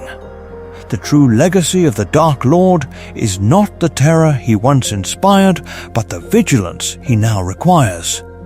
Every lesson, every case study circles back to the same austere conclusion. What you do to your own soul and to the souls around you matters in ways even the oldest magic cannot fully hide. And somewhere, in a guarded cell, the man who proved that sits with his memories, a living reminder that the next choice always counts. In this alternate ending, the war does not close with a flash of green and a body on the floor. It closes with a wand that will not obey and a soul that will not shatter. The grave was empty in a different way, not of bodies, but of the simple, clean finality everyone thought they were owed. At the pivot point, in the Great Hall, the Elder Wand refuses its borrowed master. It will not kill the boy it truly serves. This is important. The curse rebounds, but not as it did in Godric's Hollow. There are no flying bodies, no infant survivor. Instead, the stolen power turns inward. Every torn fragment of Voldemort's soul, unmoored by the fall of the Horcruxes, is dragged back toward its origin, forced to knit rather than scatter, compelled by the wand's ancient allegiance to choose wholeness over annihilation. The consequences are immediate and obscene. The snake-like mask peels away, the red eyes cloud and darken. The body on the flagstones shrinks and twists back toward the young man who once called himself Tom Riddle. Magic that had been stretched over a mutilated soul snaps, taught over something suddenly, brutally continuous. There is no triumph in his scream. Only the excruciating agony Dumbledore once described when he told Harry that true remorse could mend a soul if the penitent survived the pain. When the screaming stops, the scar is silent. Harry touches his forehead and feels nothing but skin and sweat. No echo, no burning thread tying him to the man gasping on the stones. The prophecy is fulfilled in a way no one planned. The Dark Lord is defeated not by death, but by being made to live with himself.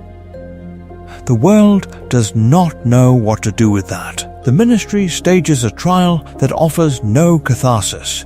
There is confession, but no real apology, only the halting, bewildered awareness of a man who now feels every life he took and cannot articulate the depth of it. Some call for immediate execution.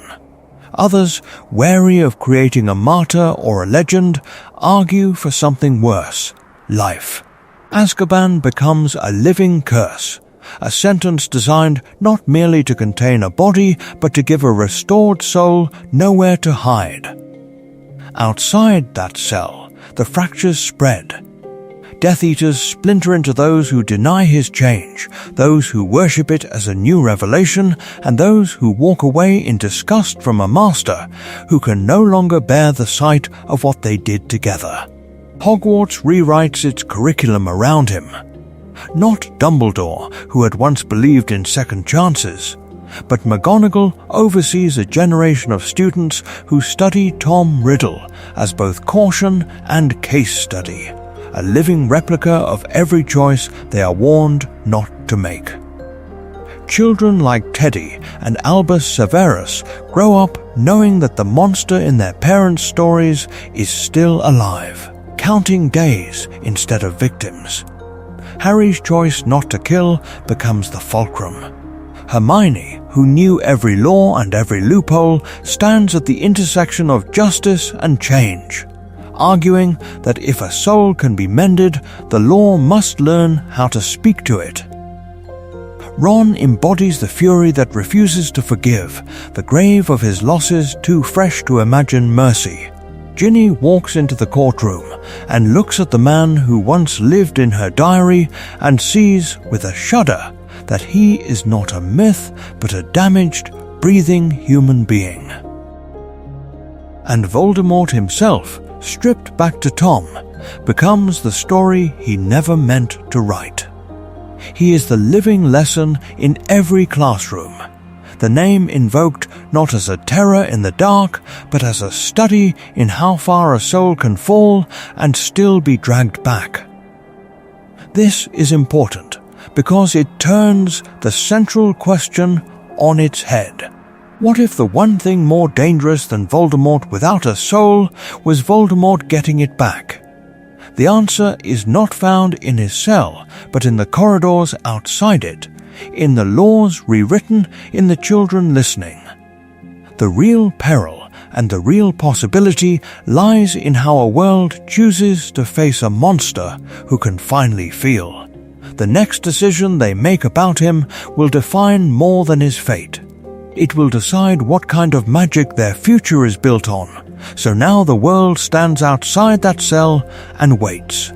The laws are written, the wards are humming, the guards pace their measured paths, and still the question that matters most is not on any parchment. It is in you. This is important. You have seen the story unfold in this alternate world, the grave that should have held a monster and instead holds only a name, the magic that forced a man to look at every corpse he ever made, the careful, faltering plan to bind power without pretending that suffering can be undone. You knew what Voldemort was. You have watched what Tom Riddle has become when the replicas of his justifications were stripped away and only truth remained. So, standing in that corridor with them, what would you do? If you were given a wand, a quill, a vote, would you choose execution, a clean final curse that promises certainty, or life imprisonment, a living grave in which remorse itself is the punishment? When a soul has been torn into Horcruxes and then stitched together by forced remembrance and real remorse, do you believe that anything he feels now should alter what is done to him? Think for a moment beyond the stone walls of Azkaban. Think of war criminals in your own histories, of dictators who ordered villages burned and cities starved, of those who signed their names to quiet, bureaucratic atrocities. Some of them begged mercy when the war was lost. Some of them claimed to have changed. Did it matter? Should it have mattered? The wizarding world is not alone in asking whether a human being can ever pay a fair price for a mountain of dead. There is no sentence that feels right. That is the wound at the center of this. No charm, no law, no grave, empty or full, can balance the scales. If he dies, children remain dead. If he lives, children remain dead. The only difference is whether the man who ordered their deaths continues to wake each morning and remember their faces. Living with that imbalance, with that permanent deficit of justice, is part of what it means to say that souls are real and that what we do to them is permanent. You are being asked, in this universe, to decide what justice and mercy mean when the monster is once again a man who can feel his own horror. Not Dumbledore, who had always believed in second chances, can answer that for you. Not Hagrid, who had carried Harry from a ruined cottage. Not Sirius, who had rotted in a cell for crimes he did not commit. Only you. So, what is your verdict? Not just the first word that rises in anger, but the answer you reach after sitting with the bodies, with the survivors, with the man in the chair and the soul that finally came home. In the comments, write the sentence you would pass and the reason you would be willing to live with it. The next part of this story will ask what happens when a society chooses. A society chooses, but beneath the laws and the headlines and the Wizengamot speeches, something quieter is choosing too. One person at a time. One private verdict after another, delivered not in a courtroom, but in the grave silence of a bedroom at 3 a.m. This is where Dumbledore's claim returns like a spell spoken in a different key, that even a maimed soul can be healed, but only through true remorse, and that the pain of it would be almost unbearable. This is important, because almost no one watching this story will ever order a massacre, or tear their soul apart with a Horcrux, or stand in a ruined castle with the Elder Wand in their hand. Yet everyone, without exception, walks through the world carrying their own smaller ruins. Not Dumbledore, who had orchestrated a war and buried his sister. Not Hagrid, who had broken doors and carried infants from wreckage. Not Sirius, who had rotted in Azkaban while a boy grew up unloved. None of them were innocent, and yet all of them were human, which is worse and better at the same time. The line between their regrets and Voldemort's horrors is not of kind, but of scale. In this alternate story, Voldemort's journey into remorse is forced, dragged out of him by broken Horcruxes and a ritual that leaves his magic intact but his excuses in ashes. It is grotesque, magnified, almost unbearable to watch. Yet in that excess there is a mirror. Because what is he doing, on his knees in the ruined Great Hall? If not the same thing every person must do in miniature, turn around, look full at what they have done, and refuse to look away. There is no charm in our world that can make this happen. No spell that will seize your soul by the throat and show you, as Harry's scar finally quiets, every wound you have helped carve into another life. The grave was empty in Godric's Hollow because Lily was a charms prodigy, because a replica body and a terrible plan bought her son time. But the graves we leave in other people are not so easily tricked. Here, without wands, the choice is simpler and harder. We can do what Voldemort never did until it was too late. Sit down with the truth of ourselves, catalogue the harms we have done, and let the knowledge hurt enough that it changes us.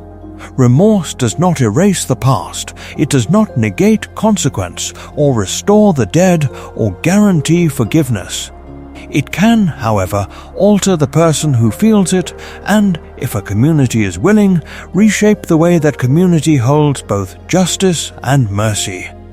So the question turns, quietly, from the Dark Lord in chains to the listener in the dark. If even Voldemort, in this telling, can be compelled to feel, what would it mean for you to choose it freely? Not the corrosive self-hatred of shame, but the clear, steady ache of honest regret, allowed to guide the next spell you cast, the next word you speak, the next life you touch and leave behind you, still alive. And if a single soul can change its course, what might an entire world do with that kind of magic? So we return at last to the Great Hall. Stone underfoot, wands raised, the air itself holding its breath. Harry facing Voldemort beneath the shattered ceiling, the Elder Wand in his hand, the moment balanced between death and something stranger. In canon, the story chooses one path and the body falls, and the world exhales. In this telling, the spell bends, the soul shudders, and everything that comes after is rewritten because one heartbeat did not end in a grave. This is important.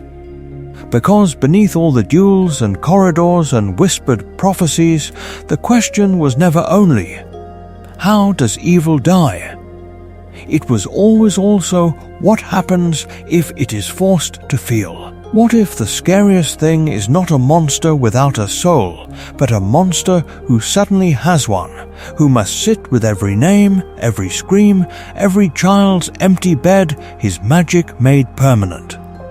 The grave was empty in Godric's Hollow. That was one kind of lie that reshaped a boy's life. Here, another emptiness is filled instead. A soul, once torn into replicas and scattered into Horcruxes, is dragged back through true remorse. Each fragment seared into place by pain Dumbledore had warned would be unbearable. Not Dumbledore, who had spoken of this possibility as theory. Not Hagrid, who had carried the consequences of that first war in his arms. Not Sirius, who had rotted in Azkaban for a crime built on a different what-if. None of them stood in this great hall to see what it would mean if the theory held. In our version, Harry lives with a scar that no longer burns and with a question that never quite quiets.